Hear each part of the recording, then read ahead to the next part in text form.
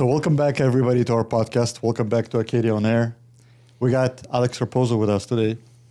So Alex is, I would say, a personal trainer, health coach, who's familiar very well with diets and all the best things that you should do when you're exercising. Yes. Alex, welcome to the show. Thank you. Thank you for being here. So, Alex, the reason I really wanted to talk to you, we met, let's just tell the people, we met pretty much last week on an event, and we had a conversation about health in construction, how the contractors are not very healthy. And I thought it's a very fascinating topic that we can talk about, because I really think that contractors are not taking care of their health. Also, you are helping the contractors. You're helping also your buddy who was there with you on this event. And I just thought that altogether, having, my own issues as a contractor, not being able to eat right, driving around all day long and not having good lunch, I could relate to it. I think it's awesome. So I wanted to talk to you. I think it's going to be a fascinating topic. And let's start by you telling us a little bit about yourself. So I've been around construction basically my whole life. Grew up in a Portuguese house. And right off the bat, if you were not going to college or anything, you're going to work. And that's exactly what happened to me. Landscaping, I started working and I enjoyed it a little more. It wasn't as hard on my body. And I felt the more contentment in some of the work we would do. For some reason, cutting grass really was very therapeutic for me. So I was working landscaping at that point, and my life took a big turn during that phase. I got into fitness as well during this phase of my life at a very young age, around 18, 19.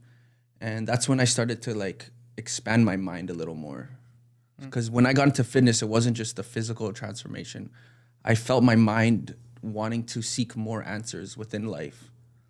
And I kind of had that as a young age, especially in high school. I saw my little cousin pass away when I was in high school. And she was only in grade 8 at the time. I was in grade 10. And that event personally affected me a lot because I wanted to know why. Why do we die? Why does this happen to us? And that led me later on in my life, as I got deeper into fitness, to want to seek more answers. That kind of led me into a lot of conspiracies, crazy videos that were circling at the time, all this spiritual stuff. And that's kind of where I went with fitness. I connected on a spiritual level. Okay. And then I also came across old school bodybuilders that had talked about meditation and the mind and how the physical transformation goes far beyond just the physical. I actually, just to put it out there, I don't think it's a conspiracy. I actually think that the body and the mind are going together as one. It's, 100%. Yeah, it's definitely very important to be healthy here, not only in your body. Exactly. Alex, can you pull the mic a little bit closer? Yeah. Yeah, there we go. So basically, at that point in my life, I wasn't working construction and I was just diving deeper into fitness. And I think at that point too, I ended up starting to work with my friends who I was actually going to the gym with. And the trade we did there was windows and doors. Okay. Installation. Okay. That job was very physically demanding as well. I did that too. Yeah, so I did that for about a year, and I came to the same place, not feeling healthy. Even though I was in fitness at this point, there was another side to my friends and our lifestyle, which was going out on the weekends, drinking. And that took a big toll on my health as well. So and my mental. So would you find every time you were getting into a certain trade, you kind of had no time for fitness kind of thing, and then you started feeling bad, which made you realize again that you need to go back into fitness? Yeah, exactly. And at that point, when I came to that realization, I actually wanted to go back to school.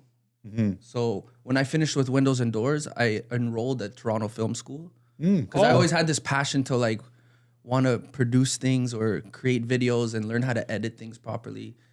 Because in high school, I took media arts and I always did well in that class. So I was I just jumped into it. I was like, whatever, let's do it. And right before I did that, I also competed in my first bodybuilding competition. Tell me a little bit about that. That's actually exciting.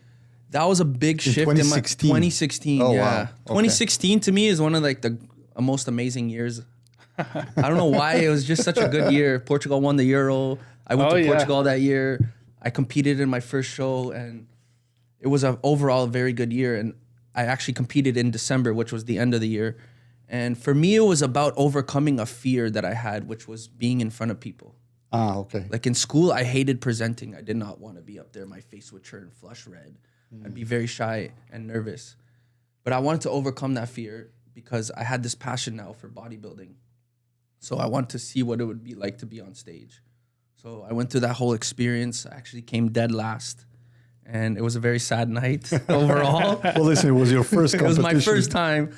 But the thing that I took away from it is the exhilarating feeling of being on stage and posing. And I had such a sense of accomplishment and like true, genuine happiness. You were able to go through this barrier of being afraid, standing in front of people, especially pretty much naked. Yeah. You went all in right away. Luckily, that first show, I competed in men's physique, which is wearing like swimming shorts, the board shorts. So I wasn't in a Speedo at that time. All right. I'm taking it back. But still, you know. I'll give you a quarter of credit for that. So yeah, that was a very like life-changing experience for me. And then I went to film school that January, and I came across something that really changed my life, which was veganism. Oh, okay. I don't know how this came into my life, but after I competed, I started to watch all these documentaries about animal killings and how the meat industry works. And I'll be honest, it shocked the hell out of me. But isn't that make it so much more difficult to grow muscle and to grow your body while not eating meat? And that's kind of where I started to struggle. I wanted to continue to pursue fitness, and I was in film school. And I only lasted about 3 months in film school because I got deeper and deeper into like the conspiracy of veganism. And that took me into something even deeper, which was like, I don't know how to explain it, but I started watching a lot of YouTube videos, and it was talking about getting back into nature. Going back to like areas closer to the equator where you can live off the land easier. And I got really caught up into this. And within 3 months of being in film school, I dropped out because I just couldn't handle the stress. I started to overthink too much about life. What am I doing here in Toronto, this crazy city? And like just getting on the subway was giving me so much anxiety. So I just quit that whole venture into trying to Very good. get into film school. Where are you standing today when it comes to all this? There was still a lot that happened after that because that was probably the first phase of like my construction life leading into something where I wasn't working construction. Okay. Because later on in that year, which was 2017, I kind of fell deeper and deeper into the veganism, and I wasn't eating meat, and I was just basically like. Are you still doing that though? No. No, right? Because I see you're healthy. I'll get to like Okay. what happened after. Basically, I told him a little bit about the story before, It's but an incredible long story short, I came came to a point where I'm gonna say it. I was so brainwashed that I ended up going to Costa Rica because I was following a guy on social media named Nature Boy, and Nature Boy was a very charismatic character talking about these topics and different types of theories about life, spirituality, and it really pulled me to go to Costa Rica and meet this guy. And while I was there, I lived with him for a month, and things weren't as it seemed. And that's when a lot of things happened while I was in Costa Rica. And long story short, we got arrested. And I was on the news of CBC as Toronto man escapes a cult. Oh, seriously? Wow. Yeah. I gotta look that And up. that was a part of my life where I was like... I gotta look that up. Of this video, Toronto man escapes cult. No, please don't. Oh my God. So yeah, that was a part of my so life interesting, that though. shocked me so deeply. Because you ask yourself Having a this, question, like- how do I get there? How did I get there? How did I get in this situation? Yeah. I was just wanting to go to nature and, experience life in a different way. Instead, I got caught up in a cult leader's life. And after that, I got into landscaping again. I came back from Costa Rica and I just deleted all my social media. I guess that was your low This point. is my lowest points, yeah. But then from there, there's But only this going low up. point lasted about 6 years. Oh, wow. Yeah, Okay. it was and that's when I got deeper into construction. And I started off with landscaping, getting back into the field. from landscaping, my brother offered me to come work with him as a carpenter, building houses in Oakville. And I got really deep into that trade. And then after that, I think it was less than a year that we were in that trade. And then my brother got an offer to go into high rise, and he brought me along with him. Mm-hmm. Okay. And then I did about 3 years in high rise. Okay. So you had I think, would you say you had a good job and everything? Yeah, I had a very good job, very good pay. I was learning a lot about the trade of carpentry. Mm-hmm. I wasn't the best carpenter, I'll be honest. I was more of a helper. Like, I knew how to cut very well, give the guys what they needed. In terms of understanding blueprints and how things are built, that part of the trade was very difficult for me.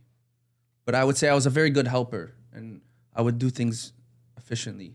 Okay. And try to help the team as much as possible. Okay. So so that's kind of the last phase of my construction life. Okay. So when would you say you start thinking about, okay, I went through this journey. Luckily, I could get out because you are clearly in fitness now. Luckily, I was able to get out. Contractors are contractors. They're not going to leave their jobs. They love what they do. Most of them, they're dedicated. They're not going to go anywhere. But when did you get to this phase where you realize, okay, I think I want to help these guys to be healthier? I think it was the big turning point for me. I was working on a job site on King in Portland, which is like a historic building they're building. I don't know if you've heard of that one. No. It looks like a Tetris. Oh, yes, I know. It's crazy. Yep. So I was working there on the undergrounds until we reached like ground level. And I met a guy at work at that site from Scotland, and he was in his 40s, and he was very health conscious. And he was observing me because we became friends really quickly. This was during COVID time, so we had very similar beliefs in what was happening with COVID and all the government stuff. But we'll keep that out of here. That's not that podcast. Yeah, but basically, I seen this guy observing me, and I was eating Tim Hortons every day, and I was actually the coffee guy. Every day I was sent to go get coffee and Tim Hortons. And this was a big realization point in my life, because every day I was grabbing food and coffee for the guys. And Tim started seeing what I was eating, my friend Tim, and it was not good. Like, eating Tim Hortons every single day, basically. Wow. What was the typical order? Oh, like breakfast sandwiches, always eating a 10-pack of Timbits every morning. Oh, yeah, that's gonna Wow, do it. that's worse than me. That's gonna do it, yeah. That's worse than me. I was literally eating a 10-pack of Timbits every day just to be happy to get through the day. That will do it. Yeah, no, that's so funny enough. It's funny how I'm gonna say that I quit Tim Hortons. I came to that point too. It's funny I had to quit. what It else? was an are you gonna addiction. say? So I had an addiction. I would drop by Tim Hortons every morning. And by the way, that's a bad advertisement for Tim Hortons, but I don't give it. Oh, they don't need us. So I would drop by Tim Hortons every morning. One thing, I would take, well, two things. I would take a tea with a breakfast sandwich. Nothing else. So you would think, what's a breakfast sandwich? Just a small sandwich. I gained 20 pounds after a month and a half. Okay? Wow, that's fast. That's crazy. After a month and a half, I gained 20 pounds. Well, and of course, I started getting puffier. To make a long story short, I quit teams. As soon as I quit teams, I lost 10 pounds, just water weight. Like that. Easily. Easy. I mean, yeah, the So- sodium is like... I don't know. Everything. It's It's just because filled they with have sugar in their preservatives and bonds. They have sugars. everything. Yeah. There's no like conspiracy behind that. Yeah, They no, list there's their no ingredients. Yeah, but you know what's funny? I used to trick myself because I would like, if I was starving, I'd be like, oh, I'll get a breakfast sandwich. It has protein. That's Yeah. good. That's the only good thing. That's the mindset that Literally we the try to only thing. convince ourselves. Oh, it's Yeah. okay. It's okay. Yeah. yeah, exactly. But it catches up to you in the like. I was never one to gain weight, and Tim Hortons didn't make me fat. What it made me was skinny fat. Because I was always a skinny kid. So eating bad food wouldn't necessarily make me fat, but it would make me feel sick. And I would have a lot of inflammation in my joints, in my body. Okay, You all know what right, I mean? all right. Yeah, I wasn't one to gain weight very easily. So unfortunately, with my genetics, I got both. Other people, they eat that stuff and they gain weight quickly. I gain weight and I get inflammation But in my in joints. fitness, there's the term skinny fat. You're not me about fat, it. but you have no muscle mass. You're skinny in the worst place here. You know what I mean? So you have no muscle mass, and there's like a little bit of fat around your body. Yeah, and for you, somebody who's into fitness, that feels probably weird. So let's talk a little bit about, again, I want to take it a little bit more towards construction.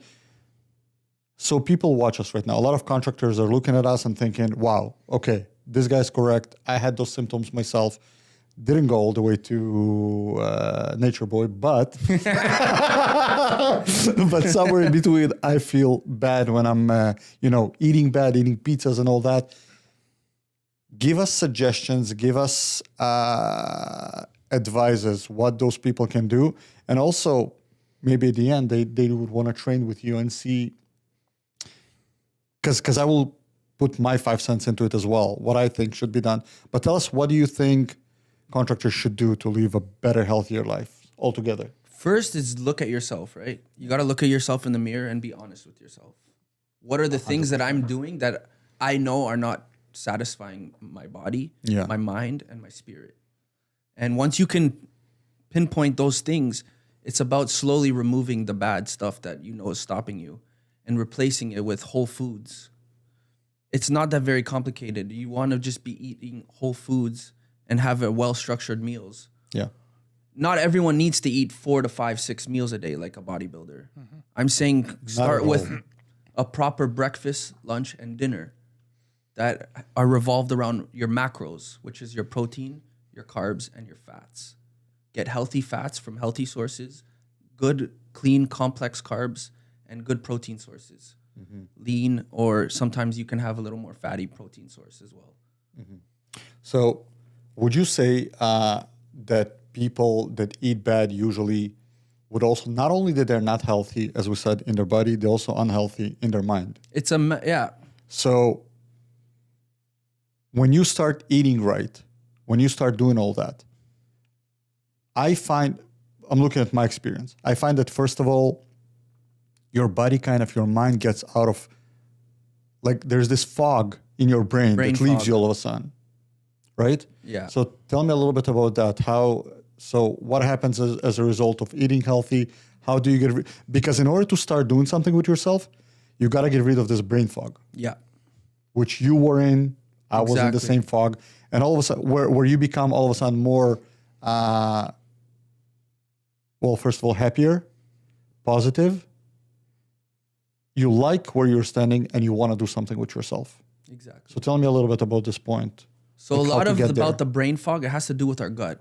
So your gut microbiome is very important. And when you're eating a lot of these bad foods, you're clouding your system, which will give you the brain fog.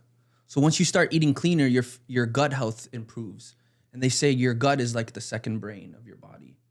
And that's very true. Because the way your gut is and the balance of your gut will affect your brain and the way you think. So it's just about getting started, because once you start, you will feel shifts and changes. For example, my mom recently started dieting. And I don't mean like dieting. She started changing the way she would eat. Yeah, because I don't believe also in the word diet. Yeah. And I told my mom from the get-go, this is not a one-time diet and I'm going to fix my life. You have to create a lifestyle of eating certain foods that you know that are going to nourish your body. It's not feeding. You should not be feeding your body. You should be nourishing it with the proper foods that, help you have a balanced mindset and good blood flow. Because a lot of the foods with high sugar and high sodium, it's affecting our blood pressure. And that's very common the older you get to have blood pressure and cholesterol problems. So it's just about making the changes and feeling the rewards of those changes, because they happen like instantly. It's true. It's true. And my mom started feeling things right away. Probably. She said the first week, my tummy feels lighter. Week and a half, all of a sudden, because now she's almost 3 months into it. And everyone's like, oh my God, what are you doing? Her bosses at work, my family members, my cousins, my aunts, everyone's noticing the changes. And that's what's keeping her going now. I'm sure she would keep going no matter what, but when you hear that from other people, that's like true contentment. Yeah, that gives you even more motivation. I'm doing the right thing. So I'll tell you, it's funny when, little disclaimer here, we started this podcast later after that, but I lost a lot of weight as well, I lost tons of weight. I lost like 60 pounds. Okay. 60 pounds. 60 pounds, yeah. Damn. So what happened was pretty much as you were saying, I would drive around the city. You don't pay attention that you're big. You don't pay attention to it. You just drive by Tim Hortons, you get yourself a sandwich because you have no time, and then you go to see a client, you finish one client, in between the clients, you drop by, get a coffee, and then in between clients, you're going to drop by after that, get another sandwich. So what happened to me, funny enough, and I was driving from a project up north, 3 hours away, and I literally fell asleep while driving. Wow. So, well, backstory a little bit. I was tired. I got myself a coffee. I got better for 15 minutes because, you got this hype. Then you have a crash. And then you got a crash. And I the fell crash is asleep. intense. Luckily, my car is it can drive on its own, 15, 30 seconds. It gives you this whole, wow. all this alerts and all that. I woke up, stood on the side, got a power nap, and continued to Toronto. But when I got back, I was like, okay, something got to be done. Something got to be done. All this brain fog and everything. And pretty much same as what you said, I decided to start eating better. After a week and a half I decided to go keto, to try keto. It's very hard. Right? It's very hard. But I went on it. I went for, 4 months straight. And I had a headache the first week and a half. Yeah, that's normal. Because apparently you got to drink electrolytes because you're losing a lot of Electrolytes, salt. drink a lot of fluid. Right? So I was sick. But after that, after this week and a half passed, I felt like I'm a superhero. I came on site and I started preaching to all my trades, that's why I wanted to talk to you about it. I started preaching to all my trades how the number one thing that they have to do is eating well. And the second thing I found as well, and you'll tell me about it in a second, is everybody wants to go to the gym. Everybody, I think we discussed that last week. Everybody wants to go to the gym. Everybody want to do it. Nobody has the time for it. I realized that the only way to get it done is book it as an appointment with your client. It's as important as having any other appointment with your client. It's in your schedule. I'm going to the gym twice a week. This is the time. So you're not saying, oh crap, I need to make an email. I'm not going to have time for it. I'm not going to do it. No, you go to a gym. This is part of your schedule. That's routine. probably the most effective way to. Yeah. And even if, say you're watching this right now and you're like, how do I start? Again, the first thing to start with is the food. Just start eating better. Don't even think about going to the gym yet. What would be a good After breakfast? a couple weeks of, eating clean, your body's going to naturally be like, okay, I'm ready. Yeah. And that's what I did with my mom. My mom cleans houses. So she's not working construction, but she's doing something that's very hard work. It's a physical work. It's a physical and work. I didn't throw her into the gym. She came to me. She wants to start losing weight and eating better. After a month of eating clean, then I started training her at the gym. Mm-hmm. And at this time, my mom, she broke her wrist in Portugal in August. So she was really struggling. She couldn't go to work. She couldn't do much. And we just started going to the gym. So you can either get depressed about it, sit at home and do nothing, or you can actually. But that was the turning point, was her being in that situation and realizing I need to do something. What better time than right now when I don't have much to do? So she starts eating cleaner. And then after a month, we start going into the gym. And now she's very consistent with the habits. And all she does is 3 days a week inside the gym. Amazing. And that's not very difficult. Well, And for someone that's busy, all you have to do is schedule 3 appointments per week, 1 hour sessions, and that's it. Yeah. So tell me what, in your opinion, would be, because again, people are watching us, when you're getting very technical about proteins and all that, it's difficult. People don't understand that. Mm-hmm. In regular words, what would be a good breakfast for somebody to eat in the morning that would be healthy And quick. filling and quick? Yes. So for me, I would probably give you 2 options. You can either go with eggs and a simple carb source. So for me, Again, typically, forget the word carb. Tell us something. okay. that So would go with basically, it. I'm gonna use my lifestyle. A Yeah, little bit. perfect. That's the idea. My breakfast is so simple: 2 eggs, a cup of egg whites, and an English muffin.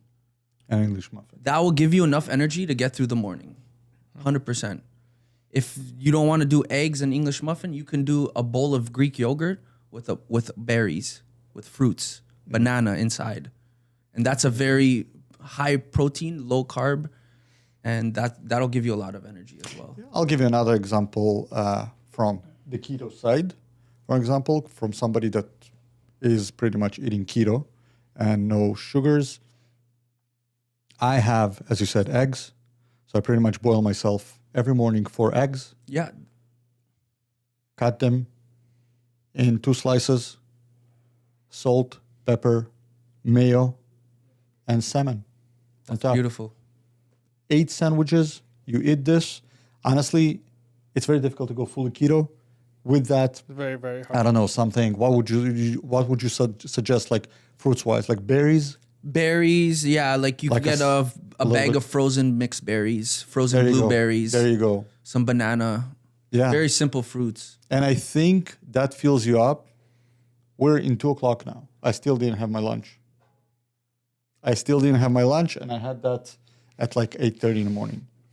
So this is something that when you go on keto, that's an option, or your option as well would work. And when it comes to working out, what would you suggest to contractors? But again, simply, contractors not contractors. Nobody really understand when you start talking with this professional language of proteins and everything. People want to hear real Yeah, with the actual products behind ingredients. it, and what the actual ingredients are. So same with exercising. What would you suggest to contractors to do? in terms of like straightforward. How many times to the gym? What's the best time to get in the gym? And that kind of stuff. So for an example, I was coaching my friend who's a plumber that you met. And by the way, you're doing a good job with him. He was doing a much more extensive training style, which was 5 to 6 days a week. Oh, wow. That's what he wanted. Whatever works, I did. And he really killed it. Like he was learning the exercises very well. Yeah. And he was following more of a bodybuilding based training program. Now, for someone that's just wanting to go 2 to 3 times a week, I highly suggest try to get 3 days a week into the gym. And all you have to do is split the 3 days into like a push. A push day would involve like 2 to 3, 4, maybe chest exercises, some shoulder exercises, and triceps. And that's all pushing movements. Another day, you do all pulling style movements. So you got your back exercises, pull-ups, back rows, cable rows, all that kind of stuff, pulling, and biceps. So you're training the biceps and the back in one day. The muscle Chest part. and triceps and shoulders on another day. And then you have one full day for... Listen to him. Then you have one full day for legs. And maybe for legs, you can save that for the weekend when you're not so busy. And So during the week, you can hit the push and the pull days.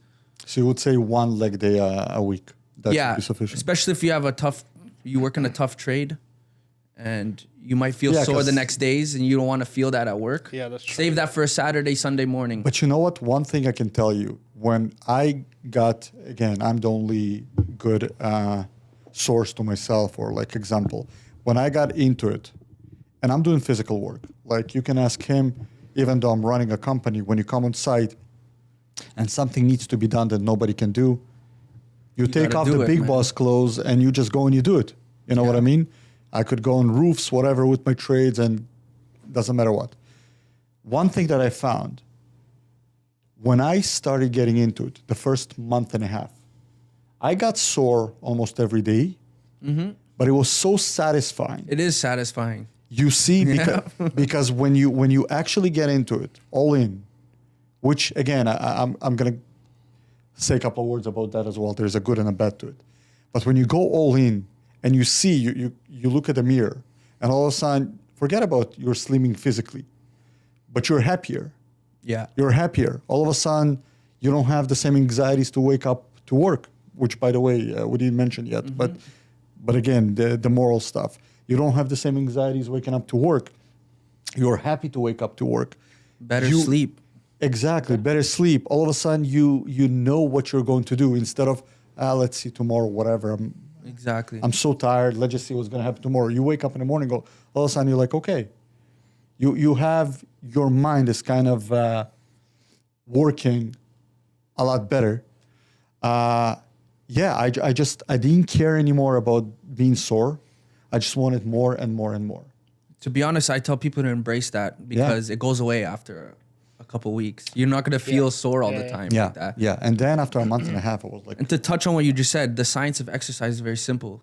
Once you start to get into the gym, train efficiently, you're going to have better sleep. Your energy levels are going to balance. Your mood's going to balance. Yeah. You're going to feel better overall. Yeah. Because it's not just physical, right?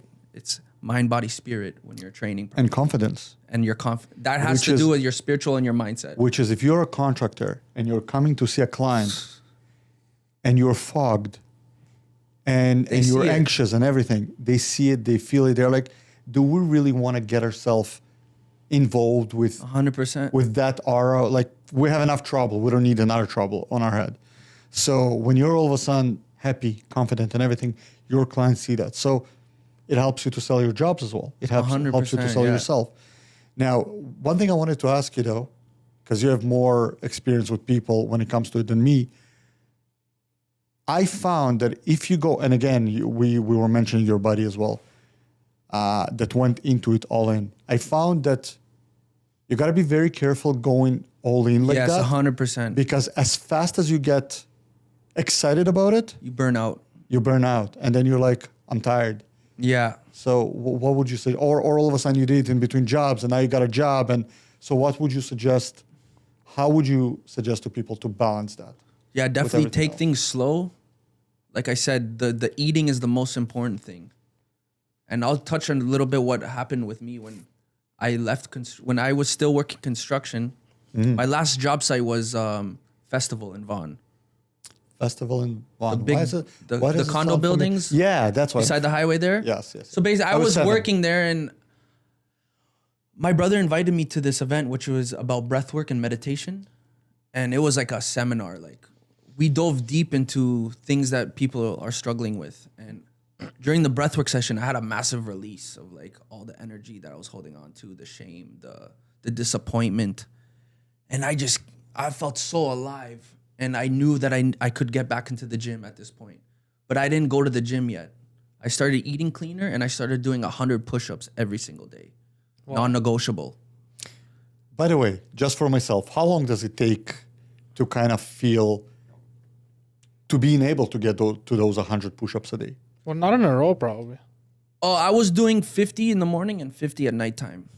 But for somebody that starts, yeah, it depends on the level of fitness you are. I can do around 35 push-ups. Yeah, I know. I should be ashamed of myself. I can do more. 35 is better than the vast majority of people, I think. Oh, really? Yeah. So if you don't know how to do a push-up, learn how to do a push-up. Once you learn how to do a push-up, set a goal. Teach me how to do it, because I'll tell you why. I wanted to do it. I got discouraged by the fact that I couldn't get to 50 push-ups. And I was like, not for me. Teach me. What do I do? How do I learn? If you can only do 30 push-ups, you get to 30 and then you rest. And then you bang out another 10 or 5 until you get to 50. So pretty much it's all mental. It's all mental, yeah. It's all mental. The more you do that, then eventually that number of how many push-ups you can do in a row will increase inevitably, because you're going to get stronger by pushing past. Okay, I did 35 push-ups in a row. You can stop or you can rest and do another 5, 10. Rest again until you get to 50. Yeah, because that's amazing. 100 push-ups a day is just... And to be honest, when I first started, I can only hit 35 in a row. And then I would rest and then hit 15. And then I got to a point where I could do the full 50 in a row. I couldn't do 100 in a row, to be honest. That's intense. That's a lot, yeah. But there are people that can do 100 push-ups in a row. Yeah, like, David Goggins. You talk about military training, and that's like the norm. Yeah, it took me a year and a half to go from 0 to 35. That's the thing. But not always. You have to be patient with yourself, and you have to be honest with yourself where you are in the current moment. Yeah. If you're overweight and you can't do push-ups, you have to start losing weight and just practice at it. Oh, by the way, I started doing push-ups being on my knees. And that's another effective way to start learning. So I started doing push-ups being on my knees, and then slowly and you could do it on a wall. You could do it elevated on like a table. You just have to start somewhere. Yeah. Plate push-aways. That's a little more plate. technical. That's the first push-up you gotta do. Yeah, exactly. Push away your Push plate. away. No, listen, that's very interesting. That's very interesting. Yeah. And that's how I got back into fitness, basically, after 6 years of not training or really caring about wanting to be in the gym. It was just push-up challenge. You know what's funny though? Now that I'm thinking about it, And I did that for 90 days, basically. And after that, I went back to the gym. so you did this push-up challenge for 90 days, and then you went back because then you were like a little bit more built. I and you see felt my a little chest bit- a little more like so you felt a little built. bit more confidence. Yeah. By the way, but I had exactly the same problem. So I was training with my trainer twice a week, but I didn't go to the gym because I felt that I'm not confident enough to go to the gym. So this is something that people should, I think, go over and just go to the gym and not care, because people don't realize nobody cares about you in Yeah. the gym. Yeah, exactly. You think that everybody's watching you. Nobody cares That's about a you. good point, yeah. Yeah. So But some people, they do struggle with overcoming that sense yeah, of... disconfident.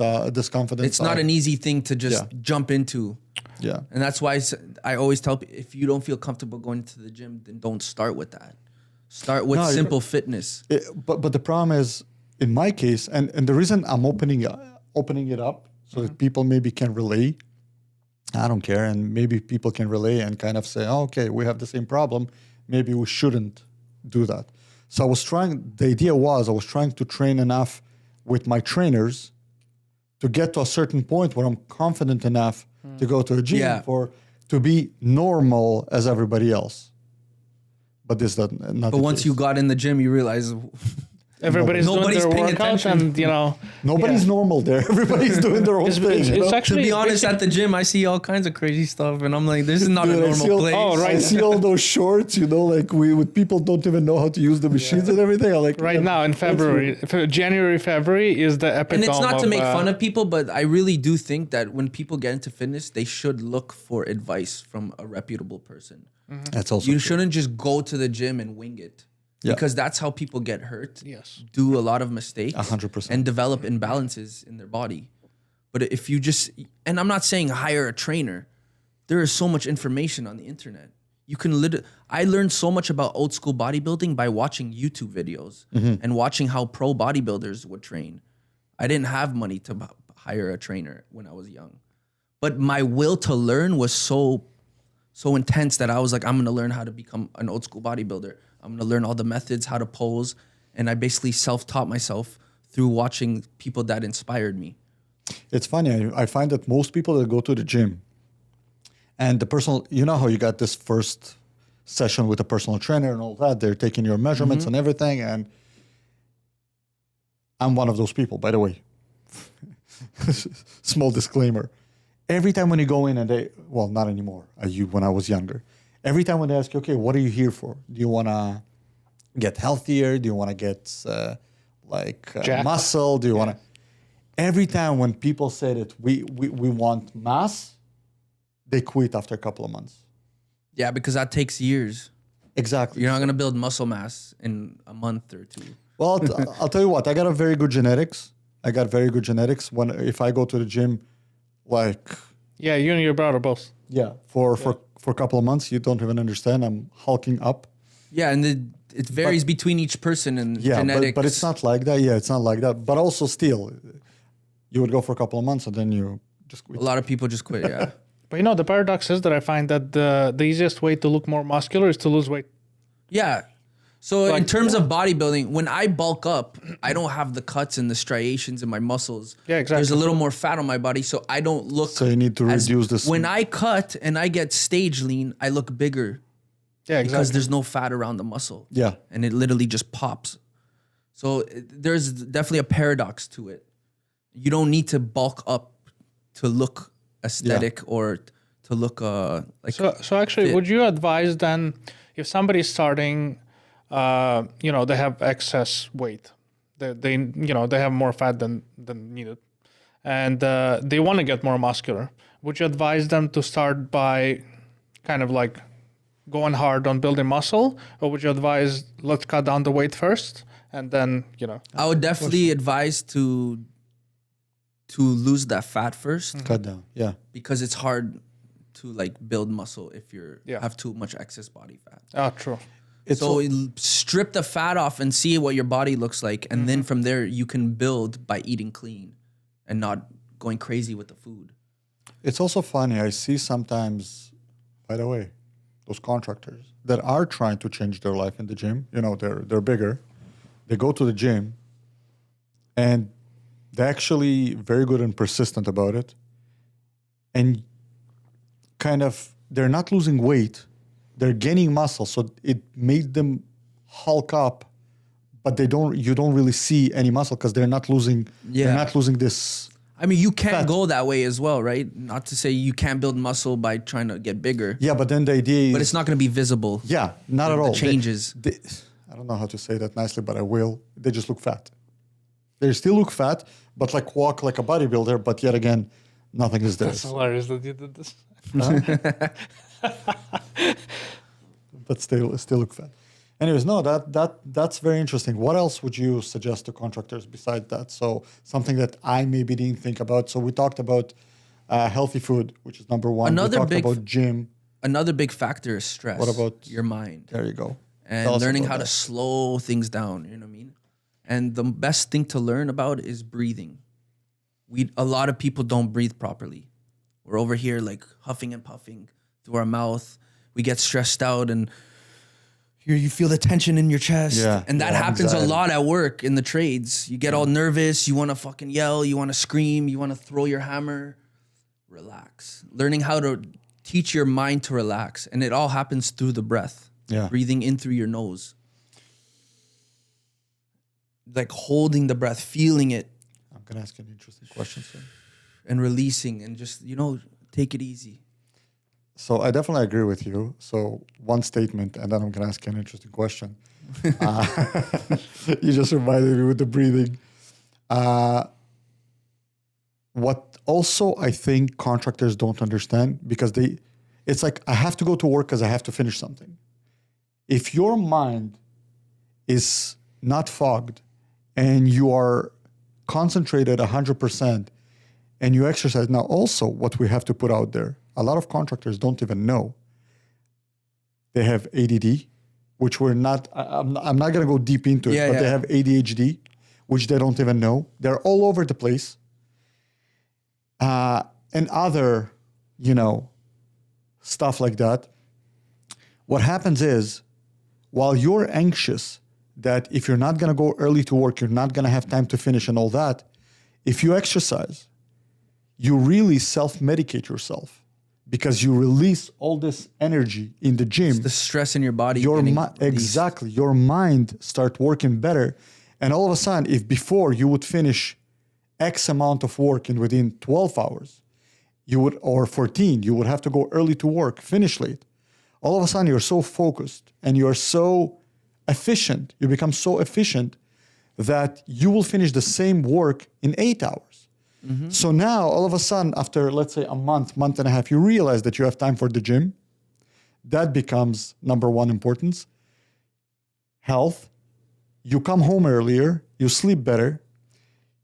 You have the opportunity to overthink your lifestyle, meaning, well, now that I'm sleeping better and I'm finishing everything better, maybe I should make it a rule that I will come home not 9, 10 o'clock at night, but actually 7, and leave not in 7 o'clock in the morning, but 9, because to be honest with you, most contractors are, until 11 o'clock, they're not coming to the client's house, until 10, 11. They're busy in tomorrow. Yeah, it depends on the Yeah, but not that. They actually drive around, get materials. Yeah, getting the day started. But let me ask you why. Because you're not thinking further than your nose. Because you have ADHD and you have all this other stuff. You live day by day. But when you exercise, when you don't have that fog, now you're thinking a little bit ahead. Yeah. And now when you're finishing earlier the day before, you can go get the materials for tomorrow and then leave a little bit later. So I personally find that when I'm exercising, when I'm living a healthier lifestyle, all those things work so much better that you realize that everything that you become more efficient. Anyway, efficiency, all this, yeah. a lot of words that I just said, Because your brain's more efficient in Exactly. thinking. mean efficiency, and this is awesome. I definitely at the end, I think that I would suggest to people to contact you and try and figure this thing out for them. But this funny question, since you, I don't know if this is a conspiracy or not, but everybody talk about Tai Chi now. Tai Chi, yeah. Tell me about it. What do you think about it? I'm not too well versed in Tai Chi, but I do know but I it's mean- like an ancient Japanese art. And But everybody talking about it as some new kind of fitness and for your mind, for your body. What do you know anything about it? Do you have anything I to think say it's about it? just, it's really, right now, all these things are coming out because there's a lot of trending stuff within wellness and like mental wellness. But do you think it So actually people are helps? rediscovering like old methods of like Tai Chi and Qigong and all these different, but they've been around for a very long time. And yeah, they probably do work in terms of like They work in some way, stress for sure. level. But Well, the everything problem works with besides people is sitting on your people butt. jump on trends and they give too much attention to the trend itself Yeah. and not to the science behind what's happening. Which is when you're doing Tai Chi, you're slowing your breathing down and you're connecting to your energy. Yeah. That is what you're finding the benefits from. It's not solely, oh, I'm doing Tai Chi, it saved my life. The art itself, the practice, helps reduce stress levels. And that's why it works. Yeah, because theoretically, which is that what happens when you are healthy and when you exercise. So pretty much, I think it kind of goes together with eating well. Yeah. The best things to do is to eat well, to breathe well as well. It's not just eating well. Our breathing has a big factor in our emotional state. Yeah. So a lot of things like Tai Chi, yoga, breathwork, it's focusing on the breath. And if you can calm your breath down, you calm your nervous system down, you calm your mind down. Meditation, all that stuff. If you can meditate for 10 minutes in the morning before work, your mind's going to be sharper. You're going to be able to plan out your day more efficiently. Do you do any kind of meditation? I do guide meditations and breathwork as well. Amazing. That's something that I learned during So my tell fitness. me a little bit about that, because I really am not familiar with all that. So there's like everyday breath work. Like you could do box breathing, which is 4 in, hold for 4, out for 4, hold for 4. You want to try? Sure. So I want to count it in, okay? Okay. So we're going to breathe in, hold, breathe out, hold, and breathe in, hold, breathe out, hold, and then just return back to your breath. That right there It's so funny. My can brain is relax like- It makes it a you little right high. down. You do that Yeah. for 5 minutes, you'd be surprised how like chilled out you will feel. People get will emotional. definitely try doing that. And breath work, yeah. breath work, the deeper you get into breath work, because that's just one breathing pattern. There's different breathing patterns that I teach through like literally curated experiences, which literally make you cry. Like release emotions, make you see things in your mind from your childhood. It's mind blowing. It's like I did for a second, and like some kind of stress level Yeah. Yeah. went from 100%, here, yeah. like literally There's this also like went down here. another good one is called the cyclical sigh. You go. It's a double breath into the nose, and then you sigh the breath out.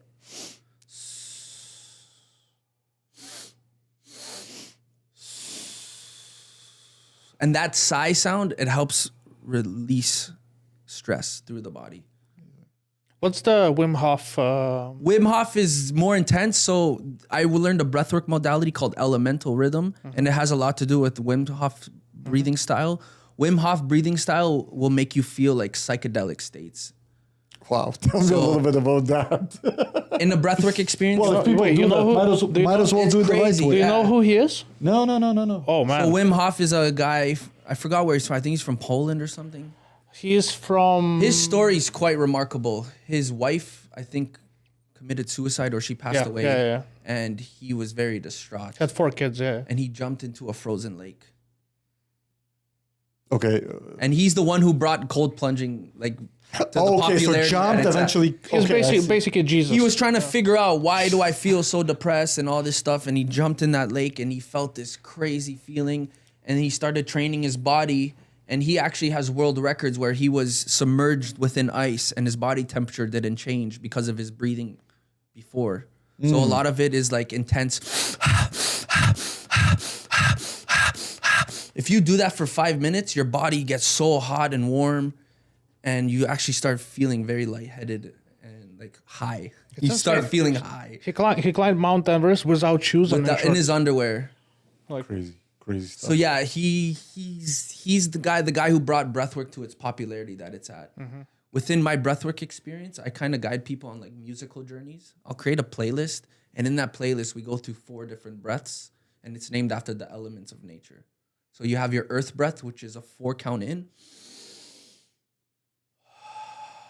This is like a grounding breath. It's very relaxed. This is how we start the breathing round. After about a minute, we jump into the water breath, which is 2 counts in, 2 counts out. As the song progresses, we jump into air breath, which is 1 count in, 1 count out, which is more of the Wim Hof. And then the last 30 seconds of that breathing round, it's called the fire breath. And the fire breath is like when you just go full on crazy mode. Oh, wow. I'll kind of show you what it looks. It looks crazy. Yeah, go for it. So after you go through those 3 breaths in the session, I'll be like 3, 2, 1, fire breath. Breathe as fast as you can. Oh, wow. And you're like pumping your diaphragm up and down. Oh yeah. And after 30 seconds, you do a breath hold. And you squeeze your pelvis, your toes, your fists, and you squeeze. And we'll either do a release with, it's called it's like a humming breath. You keep your mouth closed, you put you put the tongue in the roof of your mouth and you hum out the air. And that vibration sends like waves through your body. Wow, I feel like I would pass out doing this. Another way of releasing, you can also do all of that. And then I usually save this for like, because usually you do 3 to 4 rounds of breathing, sometimes 5. Crap. Usually round 4 and 5, I don't do no buzz breath. I tell people to yell. To yell, like you're like this and you just release. And that's when a lot of people end up just releasing so much anger, sadness that I've had people in breathwork sessions like bawling their eyes out. Wow. Is it okay? The best part is after all that intense breathing, your mind falls into a meditative state so easily, and you just melt away. People tell me that it felt like they were floating in the sky. And then through visual prompts, I can help you connect to your inner child, to past memories. And it's deep, man. People have literally like been able to connect to themselves in a way. I would actually come to train with you for that kind of session, just a breathing session. And I've done these through Zoom calls, and they've worked through Zoom calls. Oh, through Zoom calls as well. My music's connected to it. You just listen to my voice, put some headphones in, lay down, and follow the breathing patterns. And I've had people have like incredible experiences even through Zoom. Yeah, I think it's an awesome experience. If you have those kind of experience, imagine you do that 6 o'clock in the morning before the week starts on Monday, and you go to work. You feel ready, man. I imagine you yell no, jokes 6 aside, 6 a.m. You start yelling. Your wife is like, without the calm down. without the yelling for it. That's what I'm going to be sleeping on this couch. And that breathwork stuff is a big factor of where I am today and why I got back into fitness and why I felt the confidence to even get back into bodybuilding. Yeah, because I did that for a second. It just relaxed. Yeah, it's very... You really feel especially the inner child type meditations within breathwork, that made me feel a part of me when I first did it that I hadn't felt in so long, which was like that little Alex who had all these dreams. And to feel little Alex and see what I had done by giving up, it was like a pain that I had to release. I cried. I bawled my eyes out, connecting to that side of myself. That's very cool. And that gave me so much power to like, no, I'm gonna do this, and nothing's gonna stop me this time. And now I can look back and say that I didn't give up. Very good. And again, as I said, I've seen your buddy. Hopefully, we'll meet him one day soon as well. And Danny's been a very good client. I see the passion in his eyes. What you did with him, that's awesome. Yeah. And that's the thing I noticed with him. Well, of course, we'll talk to him about it as well. When I started to coach him with the fitness and the nutrition, he took that information and he really used it, and he built it around his plumbing business. Yeah. And what I seen was him more content at work, the way he would show up on camera, showcasing things on Instagram, and amazing opportunities are coming to him now. Yeah, his just business is Casaloma. growing, and he was in Castle. Yeah. But he'll talk to you more about that stuff. Casaloma. He was just doing a job there. He got crazy. That's amazing. That's Amazing. massive. It's not that easy to get. But I'll tell you one thing. Also very important, I think, when you don't have this brain fog, and I'm sorry I'm going back to it all the time because that's so important. Manifestation come to life. Yeah. Really. You start realizing, yes, I can do it. This is the magnet. I can do it Your mind is a 100%. magnet. 100%. I can do it. And all of a sudden, everything comes to life. But you mentioned that he is kind of is using that in his everyday life in plumbing. That's awesome. What exactly, from your side, we'll talk to him about it as well. Yeah. When we talk about plumbing, but from your side, what is that? What there is that he's doing that actually different from what he was doing before? So Danny took the effort to actually learn proper form with exercises and the way to efficiently train and push yourself. And that, I think, manifested in showing up in other areas of his life, where he would show up more for his people, for his coworkers, for his business itself. But he'll definitely touch into more because Danny's story is really amazing. So he became more involved. He became more. Yeah, he became more of a leader. Yeah, not just a business owner. Amazing. You become a leader. You lead your people, your spouse, your wife, your girlfriend. Everything starts from your house. Your parents start looking up to you. Your family looks up to you, and it's a ripple effect. Yeah. For example, in my own life, a lot of people never really understood what I was trying to do. And now I'm in a place in my life where my parents are coming to me for advice with fitness, with health. And that was not something I experienced in the past. And that kind of, it made me sad. The people I want to help the most are the people I love the most. Of course. And now I'm in a place in my life where they've come to me. I didn't have to force it on anybody. And it's a ripple effect. Which means in their mind, you became somehow... what would you call it? What would be the right word for it? They look up to you. The authority in certain things. They look up to him in certain things. You become influential. Yeah. So now my mom's going to the gym. They trust you enough. My dad's going to the gym, and my dad works outdoors. Wow, amazing. My dad, he drives a boom truck. He picks up the walls for the carpenters. You see, this is great that he's going to a gym now, because one thing that happens when you sit on your butt all day long driving that is you get a lot of pain in your pelvis area. My dad's been driving. He drove the 18-wheelers for most of his life. Then he got into driving the boom truck, picking up the walls for the carpenters. Yeah, you definitely need. He's been a driver his whole life, and he's fallen off flatbeds before. He has injuries. It takes a toll on your body. But now I'm just teaching him how to do things efficiently in the gym. And he's literally only doing 3 days a week, 30-minute workouts. Just because I don't want to overwork him, because he does have past injuries. And I'm just teaching him how to properly contract the muscle during training, how to get his arms a bit stronger, his back, his chest, and his legs. Well, I'll tell you what, you are you talk a lot about your family, which means you're family oriented 100%. And you got a big heart.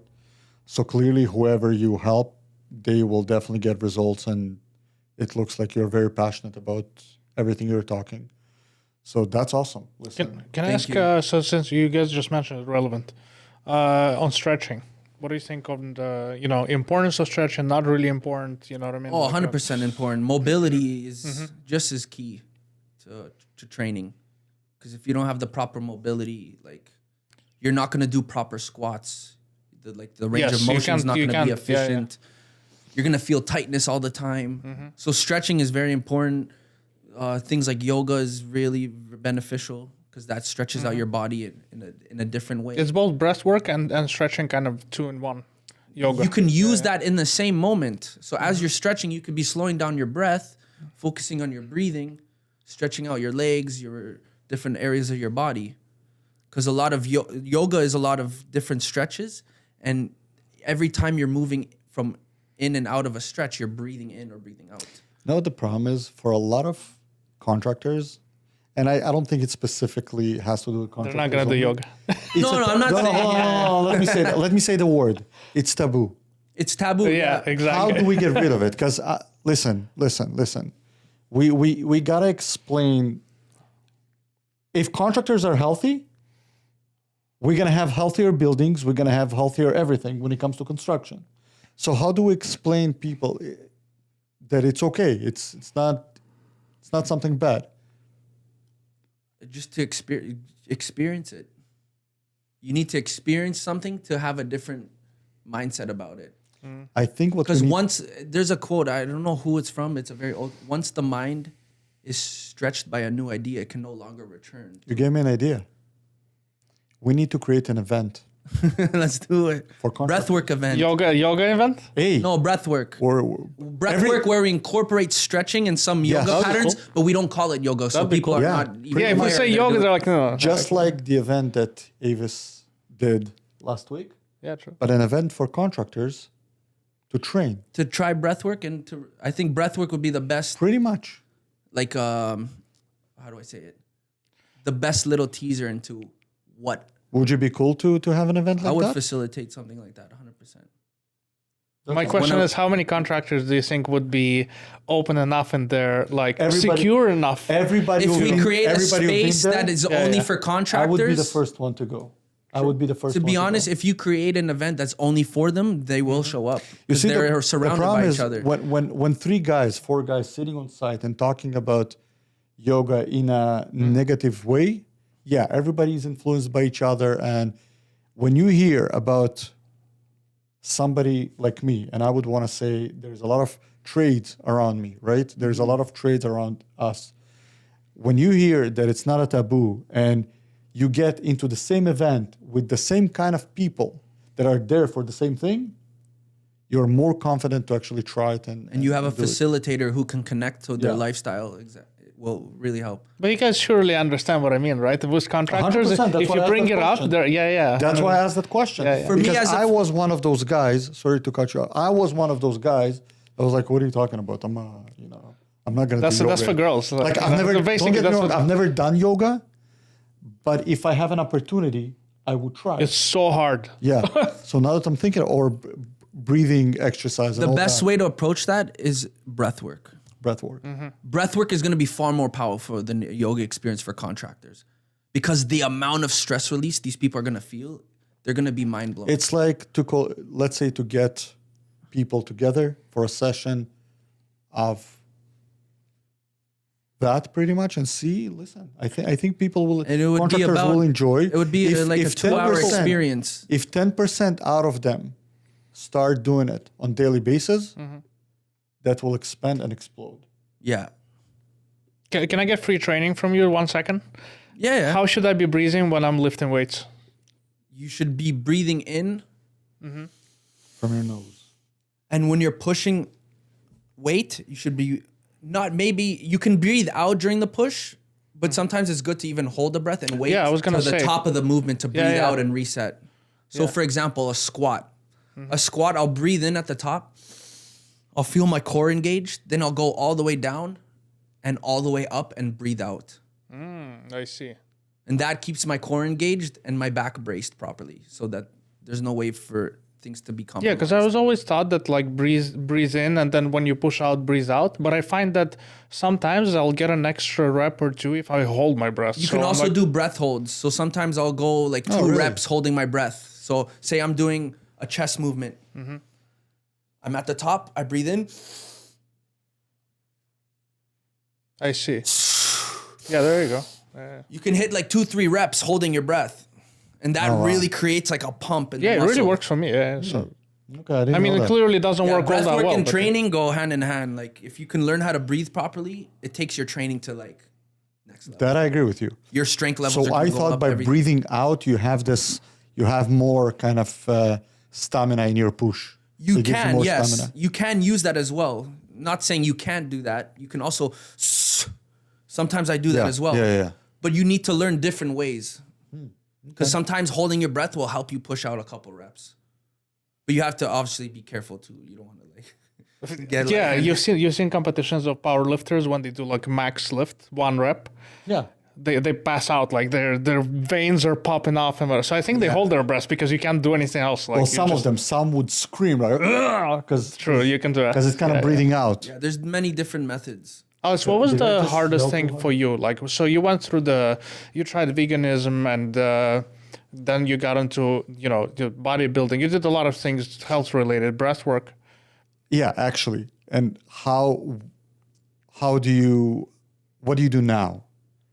In terms of what? Right, Yeah, what did you that's- find that is not so useful? that eventually worked? You know what I mean? In terms of what? So in terms of food, like you went vegan. I guess that's the question. You Well, went vegan. being vegan- and what did you realize eventually after all this hard 6 years that you went through? What did you realize was actually the good thing that, because at the end of the day, respectfully to everybody, most people who are vegan, that's for certain Ethical religious reasons. Religious. Or It's all- religious, when you yeah. believe in something, it's religion. Yeah. Okay? It doesn't have to be I know something what you above. mean. So it's for religious reasons. So my question to you, what did you realize eventually works? So I did back in 2018. I did a bodybuilding show as a vegan, and it didn't work for me.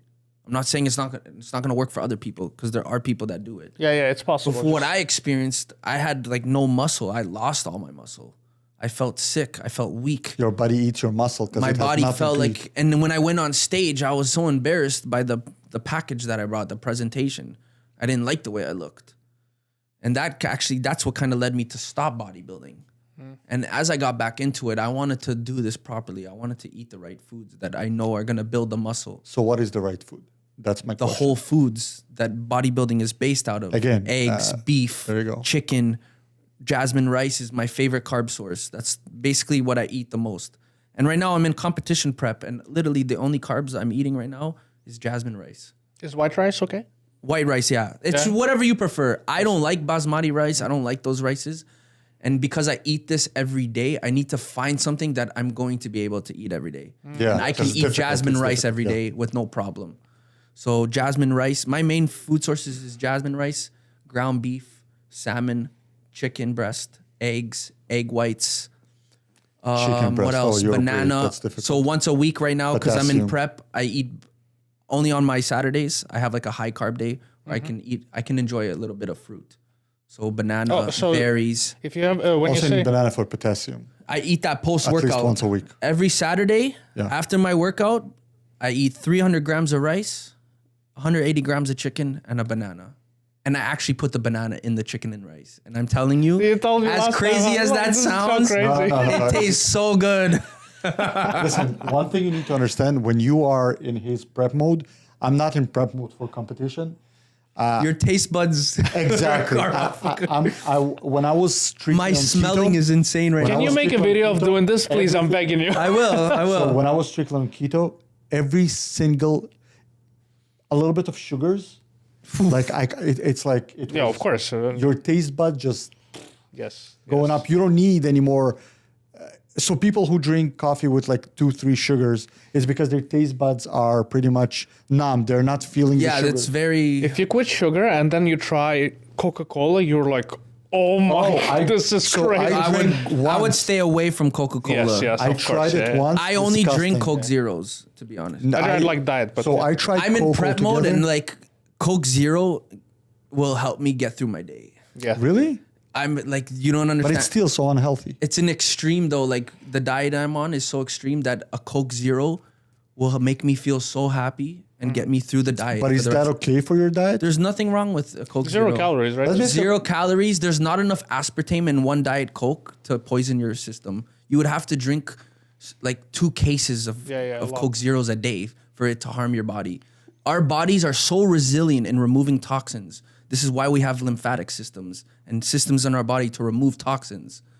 So the whole conspiracy of, Diet Cokes are bad for you.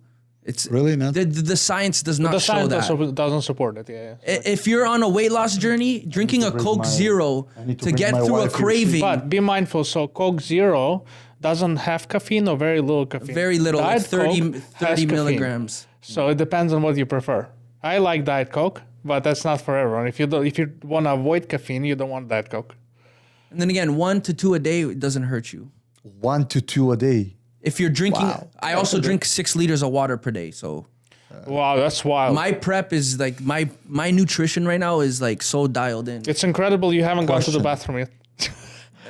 Question. I'm saving my water intake for the rest of the day because I don't want to like compromise this. Question. Would keto diet give you the same results as your diet that you have now for a competition? Like having steak on daily basis, and I'm pretty sure it wouldn't make too much of a difference. Wouldn't make too much of a difference? No. So it would be sufficient? It would be sufficient in getting to a certain lean body mass. Yeah. Because I find... I'm not too well versed in the keto diet because I just follow what... So keto diet, pretty much you would eat a lot of meat. Yeah. And berries, a little bit of berries and all that. And you got 40 grams maximum for carbs. Yeah. That's basically like a bodybuilding diet, yeah, to be honest. 40 grams only of carbs.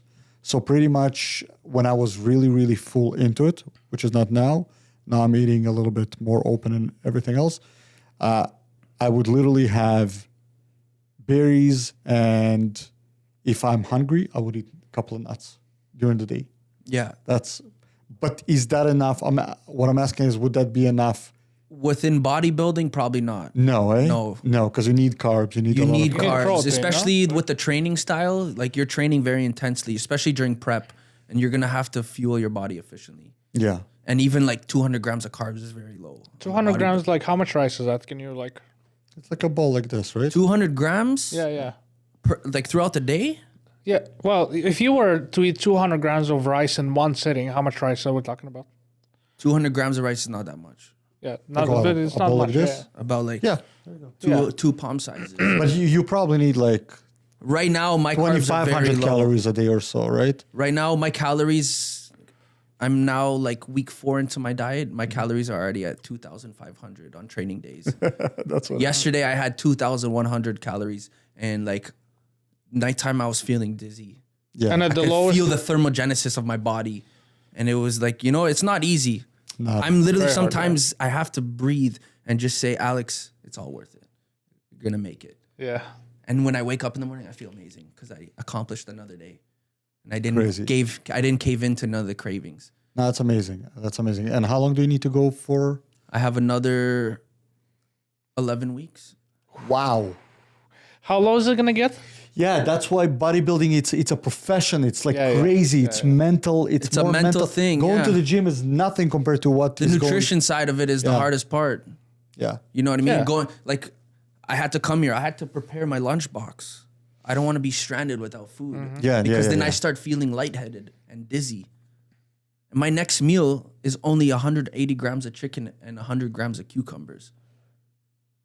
That'll only get me through 3 hours of life, basically, until I need to eat again. That's crazy. And it's intense. My calories have been cut drastically in the last week because I have a coach, and every week I do a check-in with my coach where I send him my pictures, and from there he adjusts my food. So then I just follow. He gives you your diet. But the foods are all the same always. Oh, it's not based on weight? Tomorrow, there's one new food in my diet that I'm actually pretty excited for, and it's gonna sound crazy. Tomato basil rice cake. I get to eat 2 of those for breakfast, and I'm excited for that because this whole week was my first week without having carbs for breakfast. All I have is egg whites and 2 eggs. Funny enough, I found that tomatoes are not good for the body. Which is so they crazy. I do didn't say know to that. like It's not high good amount for- of tomatoes causes inflammation and high Yes, sodium. in your joints. Really? So I had an issue where I couldn't lift my hand up, and I went have to all heard of kind of that. doctors and all that, and nobody could help me out. You're okay. You do X-rays and everything. You're okay. And then they realized that actually my chiropractor told me, she's like, can you stop eating tomatoes for like a month? Yeah, I've heard of this. I've heard of I this. stopped eating tomatoes, crazy. and all of a sudden it got better. Wow. And she just told me that, listen, tomatoes give you inflammation to the body. Yeah, it's just tomato seasoning. Yeah, So I thought I'm it not actually happened eating because of the tomatoes. gym, because of a trauma or something in the gym. Yeah. That I mean, to wasn't be the case. fair, I thought you were gonna say tomorrow I get a new food, a Snickers bar. I wish. Like, in 7 'cause weeks. So far throughout my prep, I was eating English muffin, one English muffin for breakfast with my eggs. That got cut out this week. And every Saturday I would put strawberry jam on that. So that's completely out of my diet. oh yeah. So that little things like that are like But psychologically. can you have like nuts or something like that? No, I don't have any. Not as. So the closer you Because get, the that less would take me carbs. through the day. That's you can't even do You that. reduce carbs the closer you get to the competition. Basically, and then you do a carb up, leading up the Oh, you final do a days. carb up leading up to the competition. The final days, Oh, why? because your body is now depleted, your muscles are flat, all the glycogen storage is out, Full and muscle. now that there's no fat on your body and your skin and muscle are like basically right there, when you eat a bunch of carbs and you carb up, your muscles little fuller? inflate again, the glycogen levels get restored, and your muscle pops to the skin.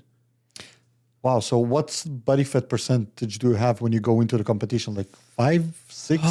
That's pretty low, to be honest. There are Like guys that 7.5? achieve that, but like 7, 8%. 7, 8%. I think I have been at.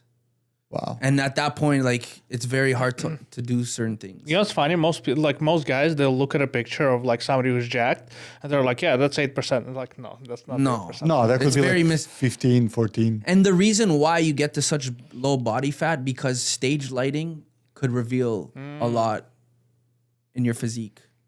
Ah. The stage through lighting, the skin. tan, it all serves a Oh, purpose. true. Well, the tan, Bodybuilders don't just put a spray tan on for the hell of it because it looks good. I don't know. Maybe they like it. I personally, I'll be them honest maybe. with you, the part I hate the most is getting spray tanned. Yeah. I hate the smell like- of It it. seems so bizarre. I'm so hungry and I have to smell spray tan. Like, bro, yellow like I feel fucked Wait, up what is at it? that What is point. the spray tan anyway? What is it? I'm so spaced out of that moment of the whole prep that I'm just ready to go on It's funny stage. because in competition, bodybuilders, that's where they actually the weakest. Yeah. That's Is what the I- stage day. Yeah, it's like they're the weakest. The day before, Also, the day fighters, before fight day. Yeah, that's the UFC day, and so boxing is that's very so similar dangerous. as well. Yeah, it's kind of the same thing. Yeah. Cutting weight, and it's just they're doing it within like a couple of days, but you're doing it in a more healthier More way. like time frame. Yeah. Wait. Very I mean, there important. is a way to do it as well in boxing and fighting in a more healthy way, but a lot of the guys do it extreme. They wouldn't be able to quick. train to them Because they want to be able to train for as Yeah. long as possible, super intense, Yeah. and then they do a massive weight cut. So, what is your first meal after competition is done? We'll see. I try not to think too much about that because But do you go like discouraging, whatever I 'cause want, that's basically? still 11 weeks sometimes to it's go. like, what's the point of thinking about all Maybe the closer I get to stage, I'll be thinking about that more. But like right now, I'm so inspired and motivated and locked in that I don't care about that. Yeah, 11 weeks. You have That stuff will all happen afterwards, and I can figure it out because there's food everywhere. Interesting. I've never been to a bodybuilding competition. You should come to one. Yeah, yeah. Is he in Toronto? The one I'm doing is in Toronto Pavilion, North York, close to Markham. Send the us tro- the- Can Max I'll enter? send you the info. Yeah, Can we enter him into the competition? yeah. Let's go. buddy, he's gonna lose like in 5 minutes, man. What are you Masters talking about? division. What are you talking about? You know what? I just got I a just great say hello. idea. They give you the first. We place. should hold a special competition that is contractors only. You know, just bodybuilder, but only contractors. I'll give you. That's the very best. Some of them are complicated. jacked. I'm still gonna lose. Some of those guys are big boys. We were talking about it actually. I was thinking that in trades, some guys are very strong. Very There are strong. bodybuilders that work in trades. Not Like, strong, Well, true. big, and there's a difference. no, 'cause I've met competitors that work construction. And I'm like, I don't know how you guys do it, man. I've seen quite a lot of guys that are jacked, and we're lifting. Let's say I would lift a couple of drywalls, and they're like, "We'll do one by one." You know how well? Oh, yeah, you yeah. worked with drywall, so you know how drywall comes in two pieces, right? Oh, So yeah, some of those I would pieces lift- are heavy, I man. would lift like two pieces of drywall and start walking. Depends on the And they're thickness. like one by one. You know what I mean? Yeah. That's so funny. You see some. And you see a huge guy who walks with like. And one- that goes into the topic of having big muscles does not equal strength. Yeah. Not necessarily. And yeah. I think A perfect example, Bruce Lee was extremely strong, True. powerful, and he was very be water, slim. my friend. And it's not about being big, and because a lot of those guys are not as strong as we Remember think. what I said? Yeah. Be water, my friend. You guys know this guy Anatoly? Who- Yeah. Oh, this guy. Is crazy. The He's not that caretaker at big. the gym. Yeah, he's not that big, but He's not big at all. He's super like shredded. Yeah. genetics. But genetics. that has a lot to do with genetics, but he Nobody- trains those lifts for years. No, you know but what I mean? honestly, some people can train for. I love those videos though. Never oh will my get god, it. that's just Yeah. amazing. I don't know if it's staged or not. I always watch him. Like, I mean, how his the- his staged. page It's staged. is quite massive now. It's staged. Yeah, huge. I'm sure when Yeah, it yeah. first started off, it was authentic in a way. I don't believe that anybody who is into gym doesn't know one. Yeah, exactly. At this point, Exactly. when it comes to the gym, hey, can I come on, you know it's Yeah. Can I Anatoly. try? he'd have to go to Guatemala or something, for people not to know who he is. So I'm sure it's all stage but yeah, the guy is just crazy. The amount of weight that he lifts. Oof. And it's another like key thing I like to leave with the viewers is if you are in the trades or your construction, you have to look at yourself as an athlete because you're living to the standards of an athlete would. Yeah. The physical amount of labor that you're putting yourself through is no different than the training a soccer player does, That's a actually basketball player does. And that should be something to open your mind about, to take care of your health. I never actually because thought these about it. athletes are taking care of their health. They're making sure they have nutritionists, they have kitchen staff. And another thing to touch on is I know that meal prepping could be extremely difficult, especially with a busy lifestyle. yeah. But there is no excuse. Being lazy, let's be real. There Just is being no lazy. excuse because there are meal prep companies that will deliver food to your door. And if you don't want to meal prep, then spend the money for that because your health matters more than anything. And your job is only going to be there for a certain amount of time. And then all that you're left with after you retire is your body. Yeah. So making sure your body is in the right conditions to not just last your career, but beyond your career. It's funny, the right thing that you said, and I actually never thought about it, but it's so true. Contractors are pretty much like athletes. They are losing energy all day long. They're pretty much training, Yeah. quotes unquote, Yeah. all day long, but then they're not doing anything else. It's that more an athlete intense should than do. what the athletes do, Yeah. some of the athletes. More hours. So I mean, a if you- soccer player trains in the morning, gets off the pitch, has their electrolytes, their food. Yeah. It's there for them. and they're having all the right techniques to be a soccer player, why do we not have all the right techniques for contractors? Is there- Imagine how more efficient the jobs would get done. Oh yeah. You know what I mean? 100%. you were talking about the ADHD, and I was sitting here and thinking, Because it's in the morning you should bring Tim Hortons for the contractors, but put Adderall in there. And Oh my God. you're gonna have the project done in like 3 days. listen. Yeah, you're So let also me- going to have so let me tell you depression something. problems and all kinds of mental We're issues. not going to go too much into it, but you need to understand one thing. The reason people are in construction is because they didn't want to go through schooling. The reason you don't want lot to go of through them, yeah. schooling is because something is in the way. It's not like schooling is, a lot of people saying school is not for, or worse saying school is not for me. It's not that. It's just that you have a certain reason why you cannot go through school. Usually, one of the main reasons is ADHD. Not every family believes, trust me, I know what I'm saying, in ADHD. Oh, yeah. Oh, you just can't sit and do your homework. But kids are not able to go through it. Families do not understand the problem. They just think that their kid is a failure, doesn't know. That's very can't true. finish Everyone has school. a different learning style. Exactly. And eventually these kids, because they never had any help to get their maximum potential, what are they going to do? What are you going to do without any diploma and without schooling? You go to trades. So, but the great part is when you get into trades, when you get into construction, and you start controlling your life in a certain way, at least somehow, Now you can have somebody like Alex, and we'll talk, maybe something we can do to actually get them to think better, to lose this brain fog, to actually try being better. And get yourself into this. And you know what? Why not? Into this cult of trying to get a better health. That's the best cult out of all of them, which I call it a cult. I don't think it's a cult, but No, I know actually what you mean, to believe in healthy lifestyle, it's also a belief system. Any belief system Everything becomes a is culture at one point, exactly. you know what I mean? Exactly. You can Living believe in something that Canada, is not we're healthy. in a cult. Yeah. Where we have to follow the rules, the government. In a way, yeah. So in a way, every religion, every belief, every system is a cult. Yeah. So you need to pick your own belief system. And I think that, I don't know why I was very passionate talking to you, and I'm still actually passionate talking to you right now. And more I'm talking to you, I'm kind of realizing we can do something very important here. 100%. And if you can have a bunch of, guys who nobody helped them while they were young and kids. By the way, I was one of those people. Telling you straightforward. man. Telling you straightforward. If we can help them find that, peace to become better, internal peace to Stability. become better and have the stability and everything, and make their job easier, make their brain not run in front of you 10,000 kilometers, but actually, to think better. Just have the right tools to amazing. navigate. Yeah. I think Max is gonna have a workout of his life after this. He's going to be in the gym. No, I'm gonna come home and I'll be like, Yeah, he's going to go do some Wim. He's going to search up Wim Hof. And he's going to go so deep. listen. He's going to get in the cold water in Lake One thing you Ontario. need to understand about us, straightforward, we're doing that to give information to people. Mm-hmm.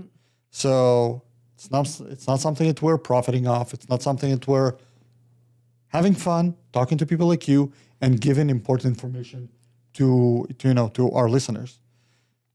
Every once in a while, somebody like you comes in with an actual great idea that people just don't understand how important this is. It's a niche. We are in a community, and our community doesn't even understand Yeah. that they are not healthy. All those contractors that you fight with and they're like, oh, you don't like it, I'm gonna leave. If they actually do all that, jokes aside, they're gonna become the contractors of, okay, what don't you like, Max? Let's discuss that. Communication. Yep. So it's all part of the same thing. If some would decide to medicate themselves and some would say, you know what, I'm gonna take Alex's route and I'm gonna give it a month, see what's going on, and let's see what's gonna happen. See how you feel. Yeah. You gotta give a certain amount of time to it, but Of course. Yeah, because if you're that guy, like you mentioned, who explodes on site, there's no way you leave the site and then at home you're just chill. Like, No, Yeah, no, that you're lingers anxious. on. You're anxious. Your Of course. cortisol levels rise so high Yeah. when you get angry, and it takes hours for your body course, to yeah. come back I'll to. tell you what happens. First of all, you're angry with yourself about situations that happened during the day. Then you get anxious. You don't want to wake up the day after because of Yeah, that. I used to be Because like it's gonna this, happen man. again. Yeah. I used to get all angry at work, and it would fuck my whole day up. I'd get home, I would smoke weed to relax. to try to chill, but I'd wake up in the same And now horrible mood. Now you have better ways of medicating yourself. Yeah, it's a circle. And I'll touch on a little thing that I recently went through. 5 months ago, I just said, this is it. I'm going to stop smoking weed. And it's been 5 months, and I cannot tell you how grateful I am to be able to have let go of that habit. Not to say smoking weed is bad, because I have nothing against people that do that. Joe Rogan. But I knew for a fact, for many, many years, that what I was doing was holding me back in the potential of the human that I want to showcase myself as. And since then, I cannot even begin to tell people how important it is to realize that weed is not the only answer to stress. I think that weed is a band-aid. It's a to the coping situation. mechanism. it's just a band-aid for the next 5 minutes. Exactly. You're not getting into the root of the problem. And it makes things worse because that Band-Aid gets ripped off after an hour. Yeah. And then the wound's exposed again. And you're like, how do I deal with this? Again, smoke. Yeah. And that's the lifestyle I was living for Good many for you, years. man. That's awesome. That's gonna Working, inspire a lot of smoking weed, and just repeating that cycle. And every time I would do it, I knew that I was not doing something that wasn't benefiting my health. people. Yeah. Yeah. And to be in that cycle, it sucks. Yeah. And I'm very grateful that I was able to let go of that and have the right support system with my girlfriend, my family, that helped me get to this place that I am now, being clean. And I'm doing my first bodybuilding show without smoking weed. In years, probably. Eh? I smoked weed for about 12 years. Yeah. Since I was 8. My first job, I worked for Watson Building Supplies. You know that company? Yes. They deliver drywall. Yeah. I had family members that worked there. My cousins, my dad worked for the company. And my first job was working with my cousin who was a stoner. I shouldn't be saying this, but man, we literally smoked weed in the truck. I hope he doesn't Every watch that. single day we smoked weed in that truck.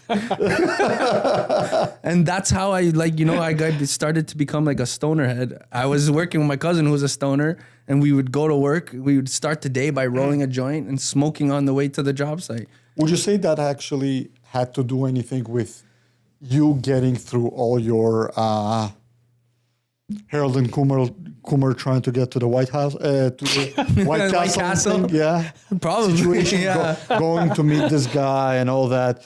Would you say it's kind of part of it? Definitely, yeah.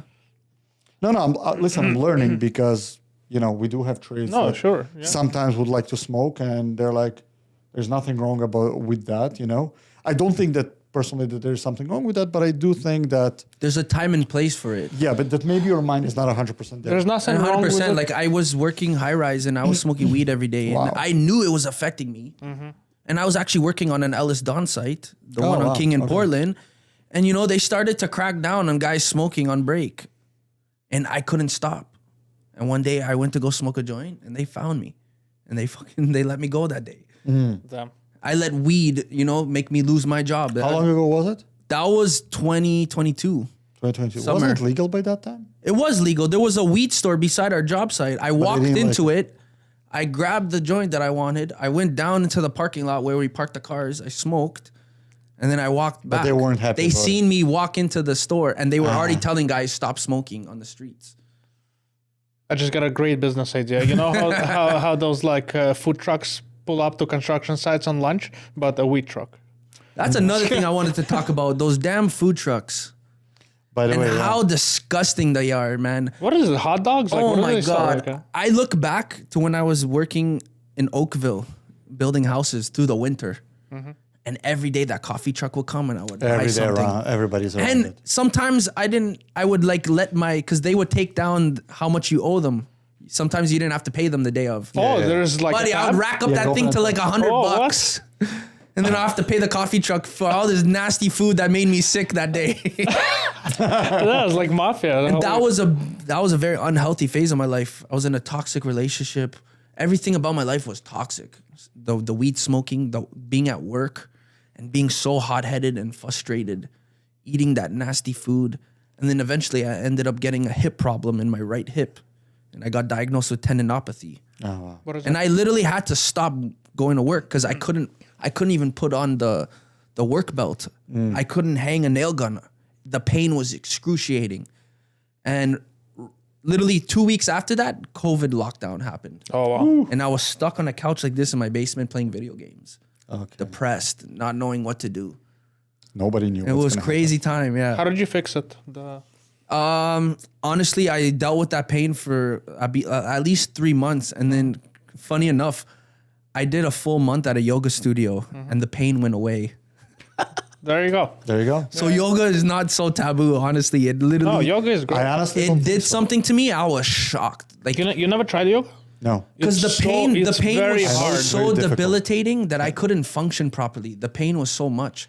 And then I started going to these yoga classes and my hips felt so much more free and the pain started going away. And then after a month of doing like 2 to 3 classes a week, it was gone. Yeah. And I haven't really dealt with any problems.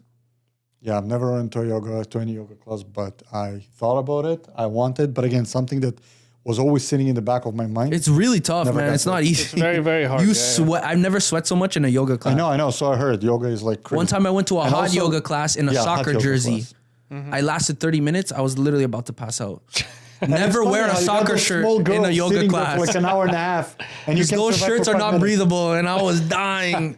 And there was a hot yoga, so in a hot yoga class, the room starts heating up. Yeah. Yeah, I never tried that. I don't know. That That is seems intense. Yeah. So that's what I just Those said. classes, usually the guys are like shirtless because you can't. Oh, yeah? You can't breathe with a shirt on.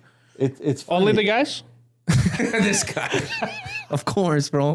You're gonna jump on it, eh? Keep it PG in here, eh? But no, it's funny because sometimes you'll come to a yoga. Well, I've seen right while training and stuff. I see a yoga class. I would see like 10 girls, couple of guys. Couple of guys are done in like 20 minutes. Their girls would be there like for all their 45, 50 minutes. And man, yeah, How the hell do they do that? It's crazy. to be honest, women are much tougher than most Yeah. men, and I'm not. Mentally, even I would trying say to, that's, like- that's They true. give birth, right? Even within fitness and like training clients, a lot of the women I've trained were much tougher than some of the guys. It's funny. My wife would always. crazy. My wife would tell me, "I give birth. You get sick a little bit." Yeah, And exactly. everything. And I think that's a Dying. big fact, giving birth. We don't know what that it feels Yeah, like. I know. I get sick a little bit. That's it. I'm dying. Can't Yep. function. Yep. So most women are much more resilient than a lot of men. Yeah, they have to deal with men. Yeah. They got to deal with us. Yeah. And this message goes to like women in trade too, because there's a lot of them out there too. And I don't think we talk enough about that as well. By the That way, there are women in trade too. so It's let's not talk just about men. it, and they're awesome. And they're awesome. And some of them are incredible I workers. see women doing drywall. I see women doing mudding. I see women. But one thing I can tell you about women in trade, they have the patience that men don't. Yeah. For an example, if you got to do something on the ground, you're like, oh, whatever. You go on your knees, you do it on Try the to do it fast. You go on the knees, you do it fast, and you're done with it. And then you have the They pain. will go, exactly. They will go. They will go the knee get the knee pads, all the protection, knee protective pads, stuff. everything. They will do it, they will leave. The problem is, you do it quick once, but then you have to do it every day.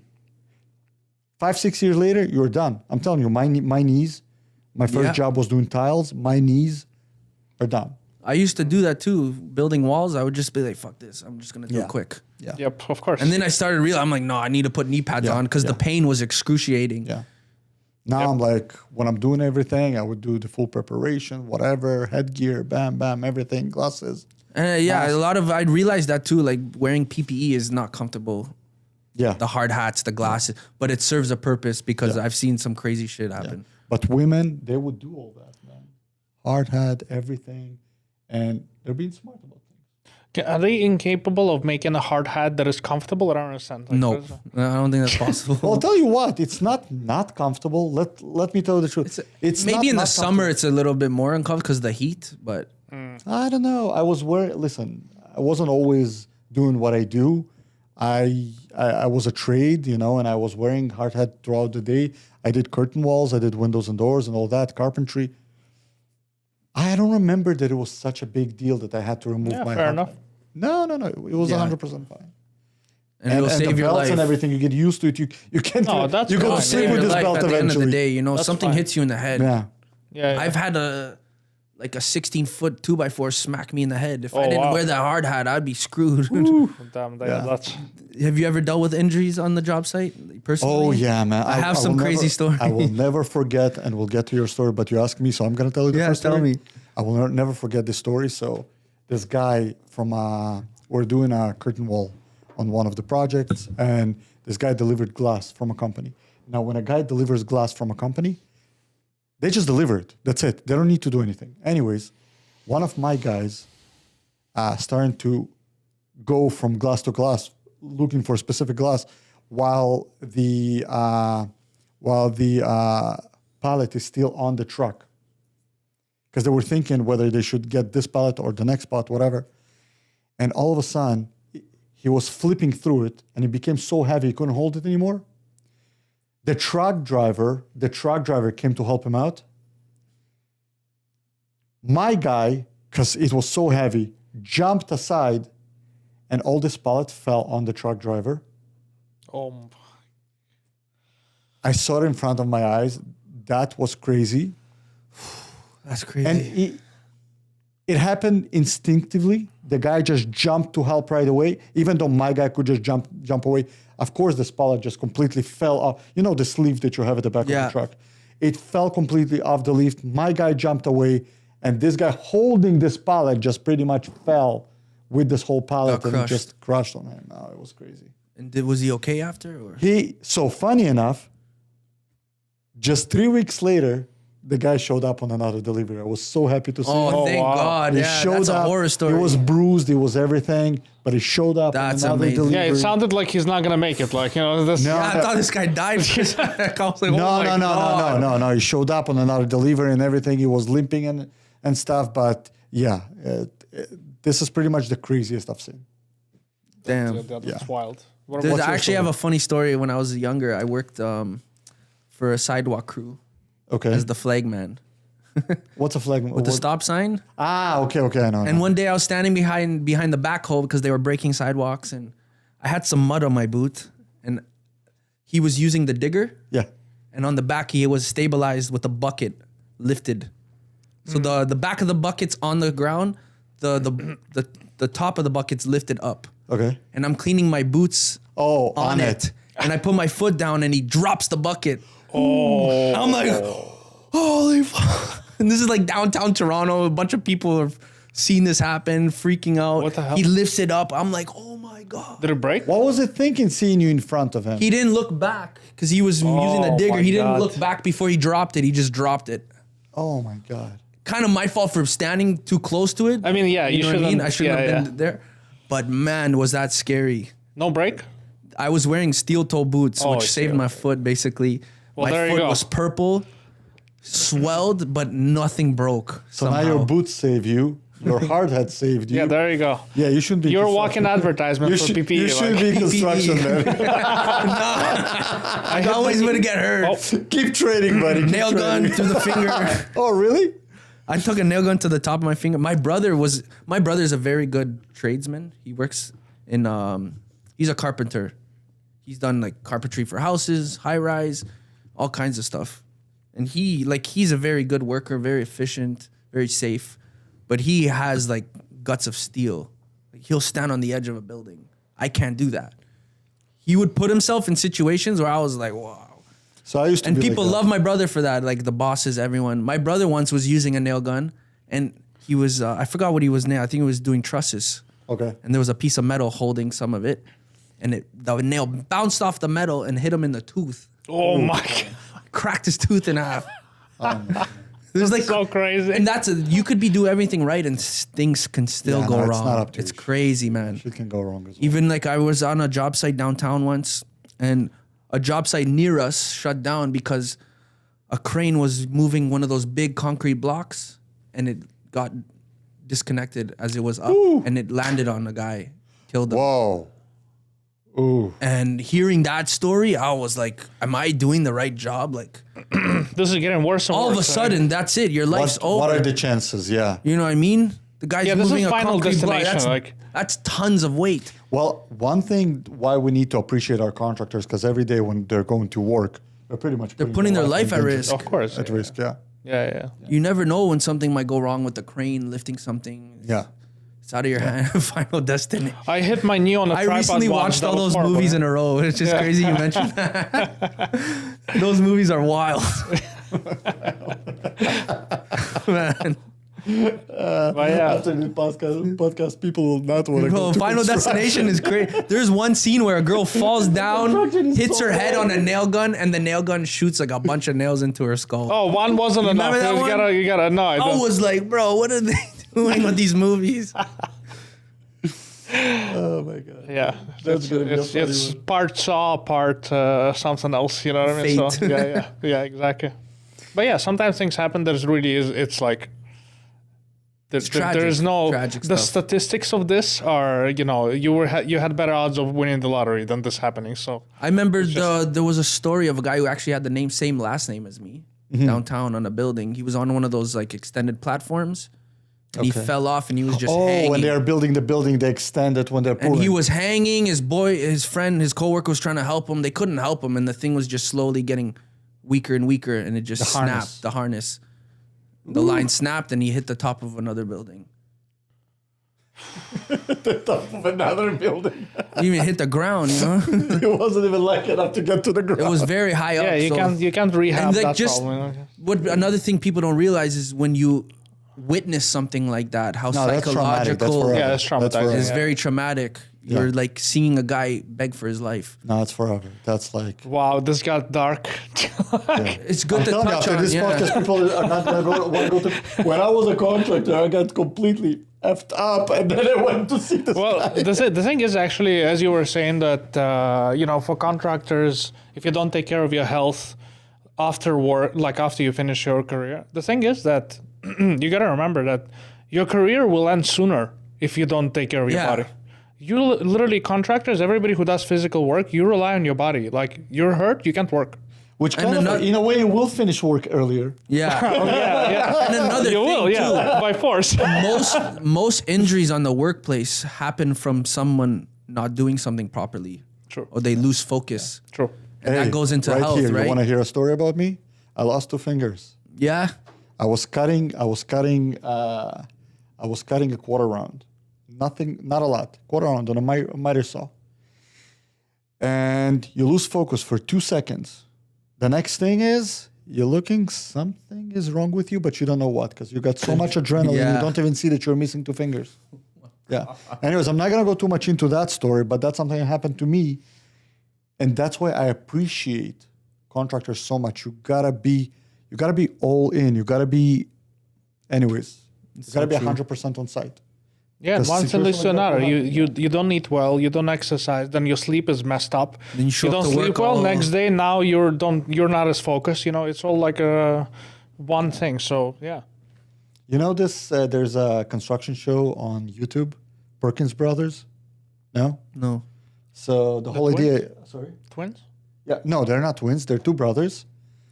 And the reason I'm watching them because the young brother Jamie lost his fingers. So I could relate to it. Yeah. No, he lost them completely. I got them back on, but you got yours sewed back on. Yeah, yeah. But I could relate to it. So I'm watching them right now. By the way, this is an ad for them. All the contractors there. There's a great show. Perkins. Do you feel brothers. Do you feel? Yeah, 100%. I'm 100%. Oh wow, that's amazing. That's after 2 operations. Yeah. Yeah, you have to be. Yeah, they have to act quickly when something. Like I remember. So I was young. I remember coming in. The doctor comes. So it happens up north. They took me back to Toronto because I didn't want to let them operate me up north because I'm like, you deal with your cows. Take me back to Toronto. They took me. Literally, that's what I said. They took me to Toronto, and I remember I'm coming in and I'm tired, right? Because you're drained.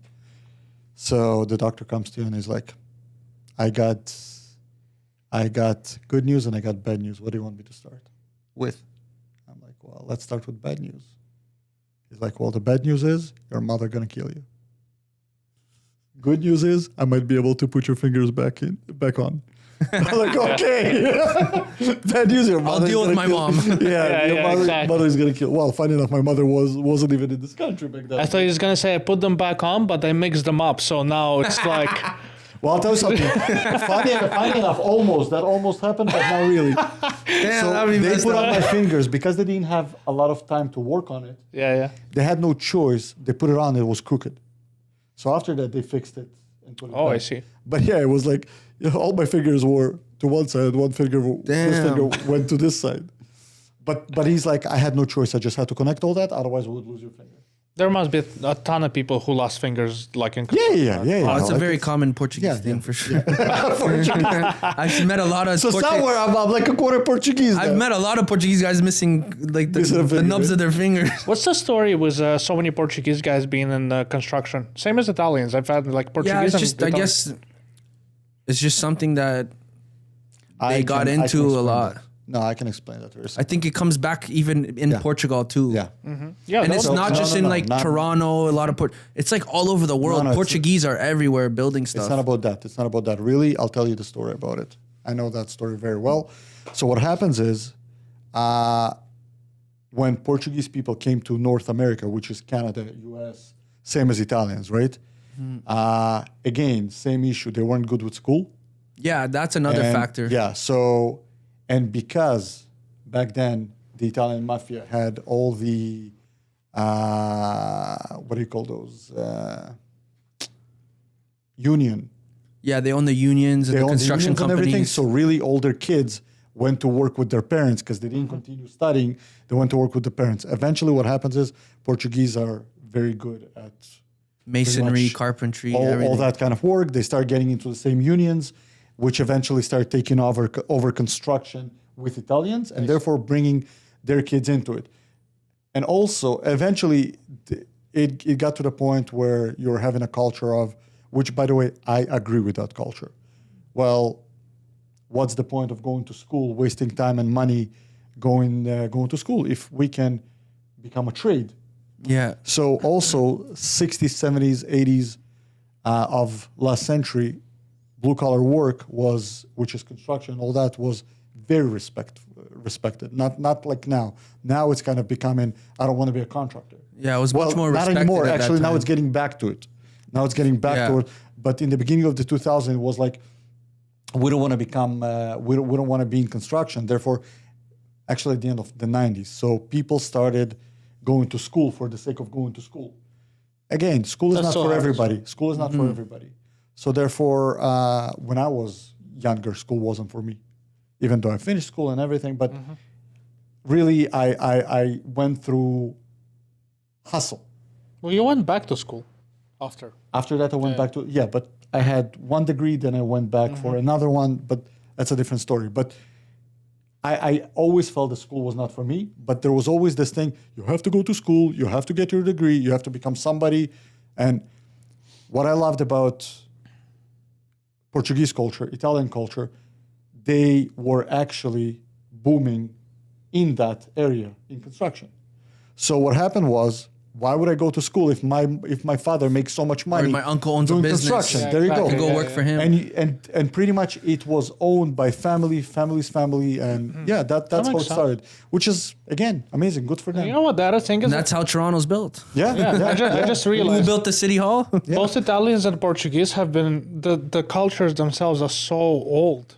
They've been building stuff for like forever. You know what I mean? Yeah. So I'm always telling kids, I don't know if you know, but I was teaching in George Brown College.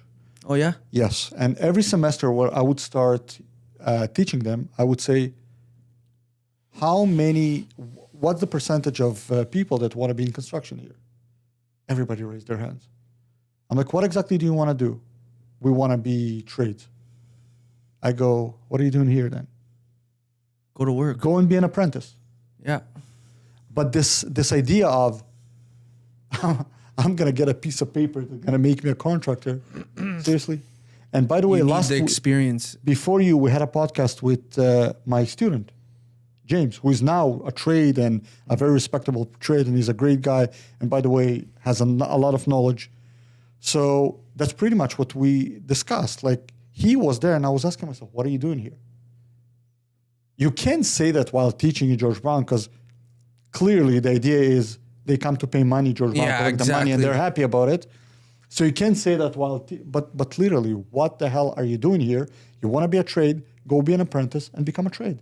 You don't need to sit here for 3 years to get a piece of paper that really will not make you a contractor. You have no experience with the physical work. Yeah, so really, respect to the Portuguese and the Italian community.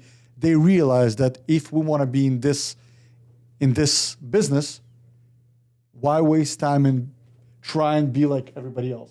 Our days, by the way, ChatGPT will take over a lot of positions, will take over a lot of white collar. white collar jobs. And a lot of people now are actually starting to think about trades. Like, for an example, there's a shift lot of now, kids would want to be electricians. Because you have to realize, what can't they take, those AI systems? Wow, electricians They're never going to build things. You know, electricians They're make a saying lot of robots, money. but that's gonna like. You know, they're not going to put concrete printers everywhere. So listen, electricians will make a lot of money. Plumbers will make a lot of money. Nobody talks about being a lawyer. It's still respectful, but ChatGPT will give you all the answers soon. You know what I mean? Yeah. And speaking of that, by the way, how do you even see somehow AI helping or being involved in the training industry or in your industry? Oh, it How definitely can you use already AI? is. Yeah, people could just go on ChatGPT and create workout programs, everything. But are they sufficient? Because I know in my business, The ChatGPT problem is, are they still not tailored to efficient. you? You know what I mean? Yeah. You would have to put a lot of information about yourself for it to be very specific. And the question, do you want to give so much information Yeah, about yourself to ChatGPT? exactly. And it's not just that. You're missing the. I think a lot of people get a trainer really, like because they need the accountability. Yeah, of it's the the trainer. energy The exchange, right? ChatGPT is not going to hold you accountable. When you have a coach and he's pushing you and he's making you do some extra reps in that moment, Exactly. that's gonna make the biggest change in your body. Yeah. It's those Motivation. extra reps that Can you imagine push. somebody at the gym with a phone? ChatGPT is like, "Come on, you can do it. You Come know, on, one do more." it. But you know what's funny? Theoretically, if you go to ChatGPT right now and you're saying, I'm this, I'm that, I weigh this, I weigh that. That's It'll my give you height, everything. So listen up. Give me an application. Give me a code for an application for a training program. So all of a sudden you can create an application for yourself. You can make an app, in like yeah. a minute. I agree with you that you will not find all the motivation. You're probably going to use it for 2 minutes and then you'll Yeah, be exactly. You Yeah. end up in the same place. Like, Yeah. I don't think for most people they don't work out because they don't have a program. They think they don't work out There's because they don't programs have a everywhere. program. There are programs everywhere. No, people are lazy. Yeah. Especially exactly. contractors are lazy. Contractors are lazy. Well, it's weird to lazy, say- and because of this, a lot of things because of this taboo. They're tired. That's Can a you big imagine to factor. a client called a contractor? I need you here right now. I got an emergency. Sorry, man. I'm going for yoga. I'm in the middle of my yoga class. I can talk to you right now. You just talked them out of the class. Now nobody's coming to the class we were talking about. That's actually Listen. First of all, if you're not confident in yourself and you feel that you have to prove something to the whole world, you have a problem in the first place. So I do believe that most people that listening, all jokes aside, again, with all that, I would love to come to his class. I would like to get this all together and to come to his class. And those breathing exercises are like freaking amazing. I Yeah. tried it for 5 seconds. Oh yeah, it works. I really want works. it. And I've And been I think- preaching this, like the People will construction enjoy industry needs this the most, I think. Yeah. The breathwork stuff. So I of just course, had the skit idea. We need to film. When a contractor comes in with like yoga pants and it's like Oh my and god. to With a the tutu, client with a to the tutu. client and the client's like, where are you coming from? He's like, from With the yoga. full The cli- Lululemon the suit. client immediately Hey. is like Hey, this, like yoga.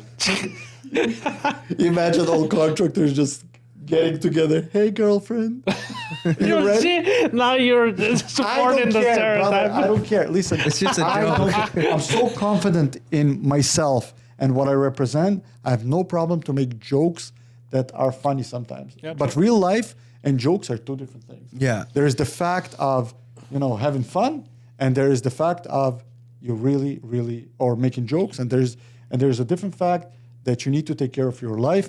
And if you want to work until 60, and as I told him, to finish not your day but your life early, Yeah, exactly. don't do that. Yeah. But if you want to be able to go strong, to work until you are, let's say, 70, 80, and extend 10, 15 years of And then your have a life. life after that. Yes, sir. Where you can travel the world, experience things. Yeah, where you can walk play with your grandkids everywhere. and Yeah. you can do play with everything, your yeah? exactly. Funny enough, when you are insecure and you have issues, when you see somebody else who is secure, this somebody else who is secure cannot understand your issues because they're so secure in themselves and they do whatever they need to do that you can't even bother them. So I suggest become one of those people, which is pretty much yours. You were saying Yeah. how you changed your life to And that then point. other people will see that Of course. and use that as And you lead them to do something right. So now I believe, talking to you, he has an opportunity to lead more people, yeah, more 100%. contractors, not only by saying, come and train with me, but actually get people together. I'm sure we're going to be able to figure something out to get people together in one place And you know, That being said, do come train with Alex. Do it. yeah. Let's go. So, where can people find you? So right now, personal training. And what do you want to bring to? What do you want? Well, one of plug my in? main missions leaving construction was always to influence the type of people that I was surrounded with the guys and workers that I was able to meet. And that's one of my missions, to give back to that industry and show them ways that they can live a healthier lifestyle while still performing their work and going to work every day. And the easiest way to contact me is through Instagram, Spiritually Fit with Alex. I offer personal training on St. Clair and Dufferin for in-person sessions at Shape Fitness. And I also do online. Oh, so anybody can come in and train with you there. At Shape Fitness, yeah. Contact me directly. I don't work for the gym. I just pay my trainer fee so that I can bring my own clients. Amazing. All you have to do is sign up for the membership of that gym, and we can talk about training prices and setting up a plan for you if in-person training is something that you need and you're in that area, because I know if you're not in that area, it could be difficult. Another service I offer is online coaching, which I do through a fitness app, which is much more easy for someone that is not in the area. And that involves having access to the app where all your workout programs are uploaded, supplement protocols, nutrition protocols, and cardio protocols, everything. And what's the app's name? The app is called the Elite Trainer. So can people find you through this app? Or? If you go on my Instagram and click the link, you can sign up through my page. Nice. And then it'll pop up on my phone that I have a new lead. And then from there, I'll contact you and we can see how I can cool. best help you. Okay. And through that app, everything's done. All the nutrition, the workout program, you can track your workouts, every set, all the weights you did, the amount of reps you did for that weight. Every week you do a check-in where you submit some photos, your weight, the measurements, and that way we can track everything progressively. That's amazing. Wow, that's cool. I never heard of this. Yeah, there's a lot of different services now on the Yeah, a lot app of market different where applications like that. trainers can utilize these certain tools just to make the trainer-client experience more Yeah, efficient exactly, yeah. and more organized. Yeah, that's great. Instead of sending PDF files back and forth and emails, everything's done through the app. Amazing. Wow. Can you imagine And if people are really interested in breathwork, I also provide breathwork online sessions. So we went for 2 hours about fitness for construction. I never thought that this topic can be. No, that's a very It's fascinating true. topic. But I never thought this topic would be so fascinating and so important. Anyways, so And yoga. Huh? And yoga. And yoga. You and this, I think he's more interested in yoga than everybody. I think he got something going on, something I don't know about. Yoga. Oh, yeah, I see. You guys are hinting about yoga stuff again? What is going on there? Again, if I had, I'm not gonna go just to try anywhere. But listen, if there are yoga classes that, let's say, some of my friends would go or whatever, no problem. I would definitely try yoga.